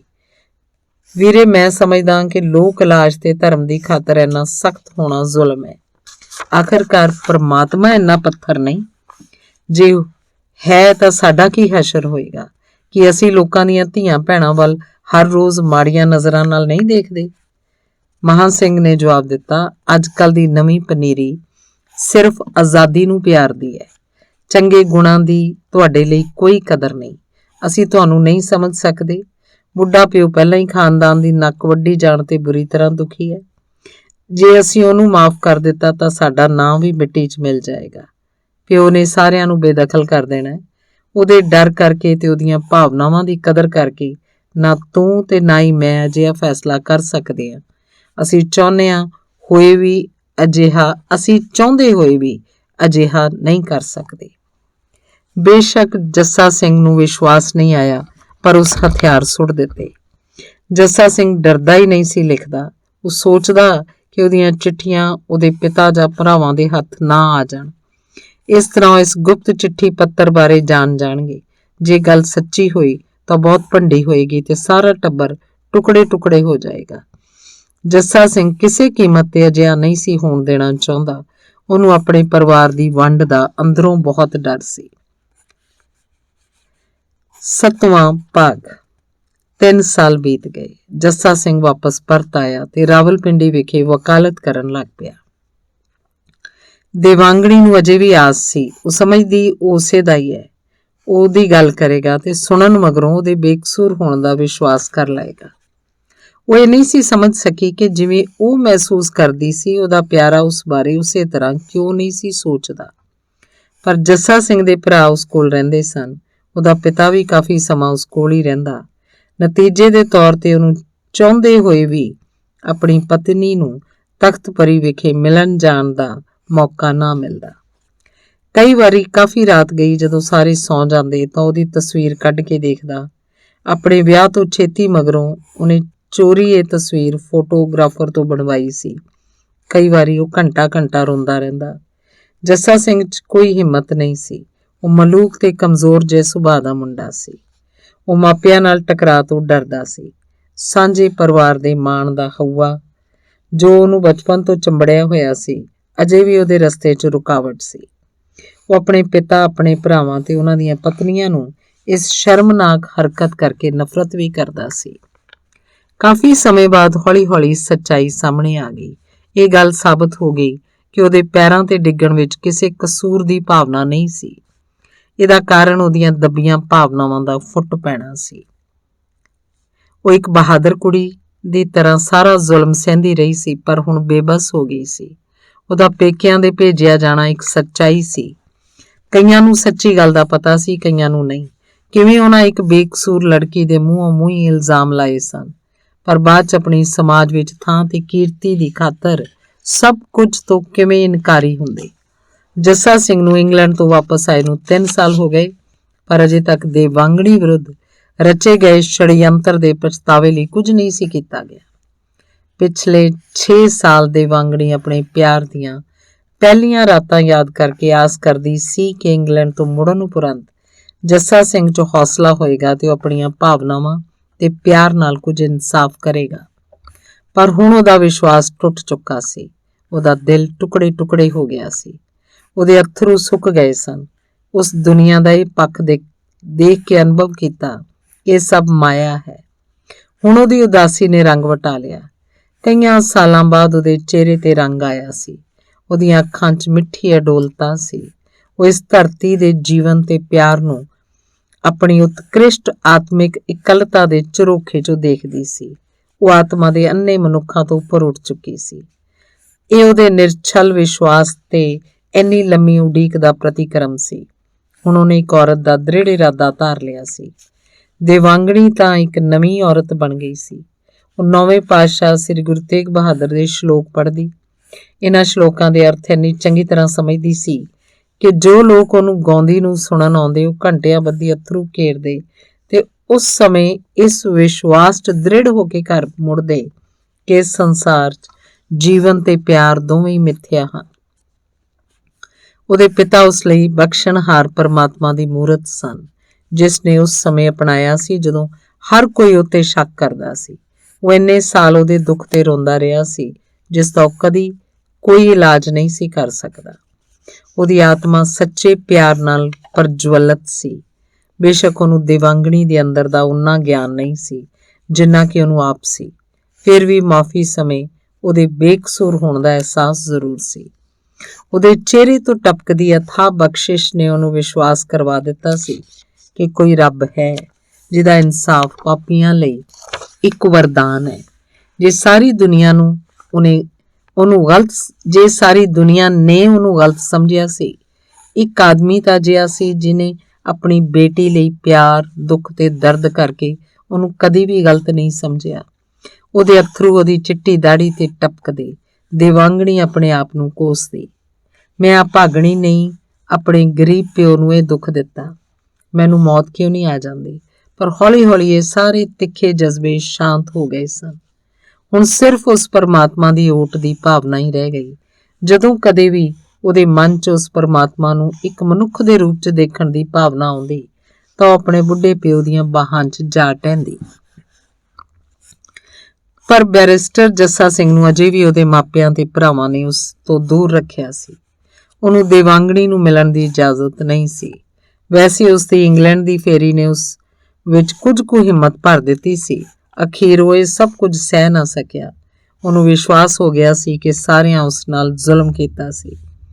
ਜਦੋਂ ਉਹਨੂੰ ਆਪਣੇ ਸਹੁਰੇ ਤੇ ਦੇਵਾਂਗਣੀ ਦੀ ਮਾਂ ਦੀ ਮੌਤ ਦਾ ਪਤਾ ਲੱਗਾ ਤਾਂ ਉਹਦਾ ਦਿਲ ਟੁੱਟ ਗਿਆ। ਦੇਵਾਂਗਣੀ ਹੁਣ ਇੱਕ ਸਿੱਖ ਸੰਤ ਬਣ ਗਈ ਸੀ। ਉਸ ਆਪਣੇ ਪਿਤਾ ਤੇ ਭਰਾ ਨੂੰ ਇੱਕ ਸਾਂਝੀ ਚਿੱਠੀ ਲਿਖੀ, ਜੋ ਮੈਂ ਹਾਂ ਉਹ ਆਪ ਦੀ ਬਦੌਲਤ ਹਾਂ। ਤੁਸੀਂ ਮੈਨੂੰ ਬੈਰਿਸਟਰ ਬਣਾਇਆ, ਤੁਸੀਂ ਮੈਨੂੰ ਮਹਿਲ ਵਰਗਾ ਮਕਾਨ ਤੇ ਹੋਰ ਸਾਜ਼ੋ ਸਮਾਨ ਦਿੱਤਾ, ਪਰ ਇਹ ਸਭ ਕੁਝ ਮੇਰੇ ਲਈ ਬੇਅਰਥ ਆ। ਮੈਂ ਹੁਣ ਵੱਡਾ ਹੋ ਗਿਆ, ਮੈਂ ਸਭ ਕੁਝ ਸਮਝਦਾ। ਮੇਰੀ ਵੀ ਆਤਮਾ ਹੈ। ਮੈਨੂੰ ਪਤਾ ਲੱਗ ਗਿਆ ਹੈ ਕਿ ਮਰਨ ਉਪਰੰਤ ਮੈਂ ਆਪਣੇ ਪਾਪਾਂ ਲਈ ਉੱਤਰਦਾਈ ਆਪ ਹੋਣਾ ਹੈ। ਪਿਤਾ ਜੀ, ਨਾ ਤੁਸੀਂ ਤੇ ਨਾ ਹੀ ਭਾਈ ਸਾਹਿਬ ਤੁਸੀਂ, ਨਾ ਹੀ ਮੈਂ ਤੁਹਾਡੇ ਲਈ ਉੱਤਰਦਾਈ ਹੋਣਾ ਹੈ। ਹੋ ਸਕਦਾ ਤੁਸੀਂ ਮੈਨੂੰ ਗਲਤੀ ਸਮਝੋ, ਪਰ ਮੈਂ ਤੁਹਾਡੇ ਤੋਂ ਦੂਰ ਜਾਣ ਦਾ ਫੈਸਲਾ ਕਰ ਲਿਆ। ਅੱਜ ਮੈਂ ਜਾ ਰਿਹਾ, ਪਤਾ ਨਹੀਂ ਕਿੱਥੇ। ਮੇਰੀ ਭਾਲ ਨਾ ਕਰਨਾ, ਮੈਨੂੰ ਭੁੱਲ ਜਾਣਾ ਤੇ ਮਰ ਗਿਆ ਸਮਝ ਲੈਣਾ। ਜੋ ਕੁਝ ਤੁਸੀਂ ਮੇਰੇ ਲਈ ਕੀਤਾ ਉਸ ਲਈ ਮੈਂ ਆਪ ਦਾ ਸ਼ੁਕਰਗੁਜ਼ਾਰ ਹਾਂ, ਪਰ ਮੈਨੂੰ ਆਪਣੀ ਪਤਨੀ ਨਾਲ ਕੀਤੀ ਬੇਵਫਾਈ ਤੇ ਪਛਤਾਤਾਪ ਲਈ ਜਾਣਾ ਹੀ ਚਾਹੀਦਾ ਹੈ। ਉਹ ਇੱਕ ਦੇਵੀ ਹੈ। ਮੈਂ ਸੁਣਿਆ ਕਿ ਉਹ ਤਖਤਪੁਰੀ ਛੱਡ ਕੇ ਕਿਤੇ ਚਲੀ ਗਈ ਹੈ। ਜਦੋਂ ਮੈਂ ਲਾਹੌਰ ਸੀ ਤੁਸੀਂ ਸਾਰਿਆਂ ਨੇ ਉਸ ਤੇ ਦੂਸ਼ਣ ਲਾਏ ਸੀ। ਮੈਨੂੰ ਉਸ ਸਮੇਂ ਇੱਕ ਮਰਦ ਦੀ ਤਰ੍ਹਾਂ ਤੁਹਾਡੇ ਵਿਰੁੱਧ ਆਵਾਜ਼ ਉਠਾਉਣੀ ਚਾਹੀਦੀ ਸੀ। ਭਾਵੇਂ ਮੈਂ ਸੜਕ ਤੇ ਜਾ ਕੇ ਰੋੜੀ ਕੁੱਟ ਲੈਂਦਾ, ਮੈਨੂੰ ਮਰਦੇ ਦਮ ਤੱਕ ਇਸ ਗੱਲ ਦਾ ਅਫਸੋਸ ਰਹੇਗਾ ਕਿ ਮੈਂ ਤੁਹਾਡੇ ਲਾਏ ਦੂਸ਼ਣਾਂ ਨੂੰ ਸੱਚ ਸਮਝ ਲਿਆ। ਤੁਹਾਡੇ ਦੂਸ਼ਣ ਲਾਉਣ ਤੋਂ ਮਗਰੋਂ ਵੀ ਮੈਂ ਉਸ ਨੂੰ ਪਿਆਰ ਕਰਦਾ ਰਿਹਾ, ਪਰ ਮੈਂ ਸਮਾਜਿਕ ਬੰਧਨਾਂ ਨੂੰ ਤੋੜਨ ਤੋਂ ਡਰਦਾ ਰਿਹਾ। ਜੋ ਕੁਝ ਤੁਸੀਂ ਮੇਰੇ ਨਾਲ ਕੀਤਾ ਹੈ ਤੇ ਜੋ ਜਾਣਨ ਉਪਰੰਤ ਵੀ ਮੈਂ ਤੁਹਾਡੀ ਸਹਾਇਤਾ ਸਵੀਕਾਰਦਾ ਰਿਹਾ, ਇਸ ਲਈ ਮੈਂ ਸ਼ਰਮਿੰਦਾ। ਤੁਸੀਂ ਮੈਨੂੰ ਘਟੀਆ ਸਾਬਤ ਕਰ ਦਿੱਤਾ। ਲੱਖ ਲਾਹਨਤ ਹੈ ਇਸ ਸਮਾਜਿਕ ਮਰਿਆਦਾ ਤੇ, ਨਾਂ ਤੇ ਸ਼ੋਹਰਤ ਤੇ, ਜੋ ਮਨੁੱਖ ਦੀ ਆਤਮਾ ਨੂੰ ਸੈਂਕੜੇ ਬੰਧਨਾਂ 'ਚ ਜਕੜ ਦਿੰਦੇ ਹਨ। ਤੇ ਜੱਸਾ ਸਿੰਘ ਕਿਸੇ ਅਣਜਾਣੇ ਮੁਕਾਮ ਵੱਲ ਤੁਰ ਪਿਆ। ਦੇਵਾਂਗਣੀ ਨੇ ਵੀ ਦੁਨੀਆ ਤੋਂ ਉਪਰਾਮ ਹੋ ਕੇ ਆਪਣੇ ਪਿਤਾ ਦਾ ਘਰ ਛੱਡ ਦਿੱਤਾ ਸੀ। ਉਹਦਾ ਬੁੱਢਾ ਪਿਓ ਉਹਦੀਆਂ ਅੱਖਾਂ ਸਾਹਮਣੇ ਤੁਰ ਗਿਆ ਸੀ। ਉਹਦੀ ਮਾਂ ਵੀ ਮਗਰੇ ਤੁਰ ਗਈ। ਦੋਵੇਂ ਬੜੇ ਦੁਖੀ ਹਿਰਦਿਆਂ ਨਾਲ ਮਰੇ ਸਨ। ਹੁਣ ਪਰਮਾਤਮਾ ਤੋਂ ਬਿਨਾਂ ਦੇਵਾਂਗਣੀ ਦਾ ਕੋਈ ਸਹਾਰਾ ਨਹੀਂ ਸੀ। ਦੋਹਾਂ ਨੇ ਕਿਹਾ, ਬੇਟੀ ਅਸੀਂ ਤੈਨੂੰ ਗੁਰੂ ਆਸਰੇ ਛੱਡ ਰਹੇ ਹਾਂ। ਗੁਰੂ ਉਹਨੂੰ ਇੱਕ ਔਰਤ ਦੇ ਰੂਪ 'ਚ ਬੋੜਿਆ ਸੀ। ਉਹ ਮਹਾਨ ਤਿਆਗੀ ਔਰਤ ਸੀ। ਉਹ ਉਹਨੂੰ ਜੰਮੂ ਵਿਖੇ ਇੱਕ ਧਰਮਸ਼ਾਲਾ 'ਚ ਲੈ ਗਈ। ਦੇਵਾਂਗਣੀ ਉੱਥੇ ਆਪਣੀ ਇਸ ਸਹੇਲੀ, ਰਹਿਬਰ ਤੇ ਦਾਰਸ਼ਨਿਕ ਨਾਲ ਬੜੀ ਉਦਾਸੀ 'ਚ ਰਹੀ, ਪਰ ਉਹਨੂੰ ਗਿਆਨ ਹੋ ਗਿਆ ਸੀ ਕਿ ਦੁਨੀਆ ਸਿਰਫ ਮਾਇਆ ਹੈ। ਉਹ ਗੁਰੂ ਦੀ ਸਿਫਤ ਸਲਾਹ ਦੇ ਗੀਤ ਲਿਖਦੀ, ਉਹਨਾਂ ਨੂੰ ਗਾਉਂਦੀ, ਨੀਰ ਵਹਾਉਂਦੀ। ਦੇਵਾਂਗਣੀ ਆਪਣੇ ਆਪ 'ਚ ਇੱਕ ਮੰਦਰ ਬਣ ਗਈ ਸੀ। ਔਰਤਾਂ, ਵਿਧਵਾ ਤੇ ਹੋਰ ਦੁਖਿਆਰੀਆਂ ਪਤਨੀਆਂ ਉਸ ਕੋਲ ਧਰਵਾਸ ਲਈ ਆਉਂਦੀਆਂ। ਉਹਦੇ ਚਿਹਰੇ ਦਾ ਇਲਾਹੀ ਜਲਾਲ ਅਜਿਹਾ ਪ੍ਰਭਾਵ ਦਿੰਦਾ ਸੀ ਕਿ ਸਾਡਾ ਇਹ ਜੀਵਨ ਹੀ ਸਭ ਕੁਝ ਨਹੀਂ, ਇਹ ਤੋਂ ਪਰੇ ਵੀ ਮਹਾਨ ਪਿਆਰ, ਸ਼ਾਂਤੀ ਤੇ ਆਨੰਦ ਹੈ। ਦੇਵਾਂਗਣੀ ਹੁਣ ਲਗਭਗ ਸਾਰੇ ਪੰਜਾਬ ਦੀਆਂ ਦੁਖਿਆਰੀਆਂ, ਵਿਧਵਾ ਔਰਤਾਂ ਦੀ ਧਾਰਮਿਕ ਆਗੂ ਬਣ ਗਈ ਸੀ। ਉਹਨੇ ਸਾਰੇ ਪੰਜਾਬ 'ਚ ਆਸ਼ਰਮ ਖੋਲ੍ਹੇ ਸਨ ਜੋ ਜੰਮੂ ਦੀ ਧਰਮਸ਼ਾਲ ਦੇ 7 ਦੇ ਸਕੂਲ ਨਾਲ ਸੰਬੰਧਿਤ ਸਨ, ਜਿੱਥੇ ਕਿ ਉਹਦੀ ਰਹਿਬਰ ਰਹਿੰਦੀ ਸੀ। ਜੱਸਾ ਸਿੰਘ ਕਈ ਸਾਲ ਇੱਕ ਯੋਗੀ ਦੀ ਤਰ੍ਹਾਂ ਘੁੰਮਦਾ ਰਿਹਾ। ਨਾ ਤਾਂ ਧਾਰਮਿਕ ਪੁਸਤਕਾਂ ਦੇ ਪਾਠ ਨੇ ਤੇ ਨਾ ਹੀ ਰਮਤੇ ਸਾਧੂਆਂ ਦੀ ਸੰਗਤ ਨੇ ਉਹਦੇ ਮਨ 'ਚ ਧਰਮ ਦੀ ਸੰਸਥਾ ਦਾ ਸਤਿਕਾਰ ਜਗਾਇਆ। ਉਹ ਬਹੁਤ ਉਦਾਸ ਸੀ। ਉਹ ਸਮਝਦਾ ਸੀ ਕਿ ਜਿਹਨੂੰ ਭਾਰਤ 'ਚ ਰੱਬੀ ਗਿਆਨ ਦਾ ਨਾਂ ਦਿੱਤਾ ਜਾਂਦਾ ਹੈ, ਘੋਰ ਜਹਾਲਤ ਹੈ। ਉਹ ਇਹਨਾਂ ਸਾਰੀਆਂ ਦਾਰਸ਼ਨਿਕ ਪ੍ਰਣਾਲੀਆਂ ਤੋਂ ਅੱਕ ਚੁੱਕਾ ਸੀ। ਉਹ ਅਜ਼ਮਾ ਚੁੱਕਾ ਸੀ ਕਿ ਕੋਈ ਵੀ ਉਹਦੇ ਦਿਲ ਦੇ ਦਰਦ ਦਾ ਇਲਾਜ ਨਹੀਂ ਸੀ ਕਰ ਸਕੀ ਤੇ ਉਹਨੂੰ ਆਪਣੇ ਭੂਤ ਨੂੰ ਭੁਲਾਉਣ ਲਈ ਸ਼ਕਤੀ ਨਹੀਂ ਸੀ ਪ੍ਰਦਾਨ ਕਰ ਸਕੀ। ਉਹ ਦੇਵਾਂਗਣੀ ਨੂੰ ਨਹੀਂ ਸੀ ਭੁਲਾ ਸਕਿਆ। ਉਨੀ ਦੇਰ ਦੇਵਾਂਗਣੀ ਬਾਰੇ ਸੋਚਦਾ ਰਹਿੰਦਾ ਜਿੰਨੀ ਦੇਰ ਉਹਦੀ ਸੂਰਤ ਉਹਨੂੰ ਸਾਕਾਰ ਨਾ ਦਿਸਣ ਲੱਗ ਪੈਂਦੀ। ਜਿਵੇਂ ਵਜੂਦ 'ਚ ਉਹ ਸਦਾ ਉਹਦੇ ਸਾਹਮਣੇ ਹੁੰਦੀ। ਉਹ ਚੁੱਪਚਾਪ ਖੜਾ ਉਹਦੀਆਂ ਅੱਖਾਂ 'ਚ ਝਾਕਦਾ ਰਹਿੰਦਾ। ਇੱਕ ਦਿਨ ਉਹ ਨਾਂਗੇ ਯੋਗੀਆਂ ਦੀ ਤਰ੍ਹਾਂ ਖੁੱਲੇ ਕੇਸੀ, ਪੀਲਾ ਭੂਕ ਰੰਗ, ਰੜਬਾਂ ਨਿਕਲੀਆਂ ਹੋਈਆਂ ਅੰਮ੍ਰਿਤਸਰ ਦੀਆਂ ਗਲੀਆਂ 'ਚ ਘੁੰਮ ਰਿਹਾ ਸੀ। ਉਹਨੇ ਦੇਵਾਂਗਣੀ ਨੂੰ ਚਿੱਟੇ ਦੁੱਧ ਲਿਬਾਸ 'ਚ ਵੇਖਿਆ। ਉਹ ਟਾਂਗੇ 'ਚ ਉਹਦੇ ਕੋਲੋਂ ਦੀ ਲੰਘ ਰਹੀ ਸੀ। ਉਹਦੇ ਨਾਲ ਪਤਲੇ ਜਿਹੇ ਸਰੀਰ ਦੀ ਇੱਕ ਬੁੱਢੀ ਔਰਤ ਬੈਠੀ ਸੀ। ਉਹਦੀਆਂ ਅੱਖਾਂ ਤੇ ਮੱਥਾ ਆਤਮਾ ਦੀ ਸਦੀਵੀ ਜਵਾਨੀ ਦੇ ਤੇਜ ਨਾਲ ਦਗਦੇ ਸਨ। ਉਹਦੀਆਂ ਤਰਸਦੀਆਂ ਅੱਖਾਂ ਨੂੰ ਦੇਵਾਂਗਣੀ ਆਪਣੇ ਕੋਲੋਂ ਟੁੱਟੇ ਤਾਰੇ ਦੀ ਤਰ੍ਹਾਂ ਲੰਘਦੀ ਜਾਪੀ। ਉਹ ਬੜੀ ਤੇਜ਼ੀ ਨਾਲ ਟਾਂਗੇ ਦੇ ਪਿੱਛੇ ਦੌੜਿਆ। ਦੇਵਾਂਗਣੀ ਨੇ ਉਹਨੂੰ ਪਛਾਣ ਲਿਆ। ਕਈਆਂ ਸਾਲਾਂ ਦੇ ਵਿਛੋੜੇ ਤੋਂ ਬਾਅਦ ਉਹ ਹਾਲ ਬਾਜ਼ਾਰ ਦੀ ਗਲੀ 'ਚ ਮਿਲੇ। ਦੇਵਾਂਗਣੀ ਨੇ ਟਾਂਗਾ ਰੁਕਵਾਇਆ, ਹੇਠਾਂ ਉਤਰੀ, ਗੁਰੂ ਦੀ ਪਵਿੱਤਰ ਤੇ ਅਛੋ ਸ਼ਿਸ਼ ਦੀ ਤਰ੍ਹਾਂ ਉਹਦੇ ਸਾਹਮਣੇ ਜਾ ਖੜੀ ਹੋਈ। ਉੱਥੇ ਸ਼ਾਂਤ, ਅਡੋਲ ਤੇ ਸਵੈ ਗਿਆਨ ਦੀ ਨਵੀਂ ਸ਼ਾਨ ਨਾਲ ਦਗਦੀ ਖੜੀ ਸੀ ਤੇ ਜੱਸਾ ਸਿੰਘ ਉਹਦੇ ਸਾਹਮਣੇ ਸੁਆਹ ਰੰਗਾ, ਮਿੱਟੀ ਘੱਟੇ ਨਾਲ ਅਟਿਆ, ਆਤਮ ਸੰਤਾਪ ਤੇ ਸਵੈ ਸਹੇੜੇ ਦੁੱਖ ਦਾ ਭੰਨਿਆ ਖੜਾ ਸੀ। ਧੰਨਵਾਦ।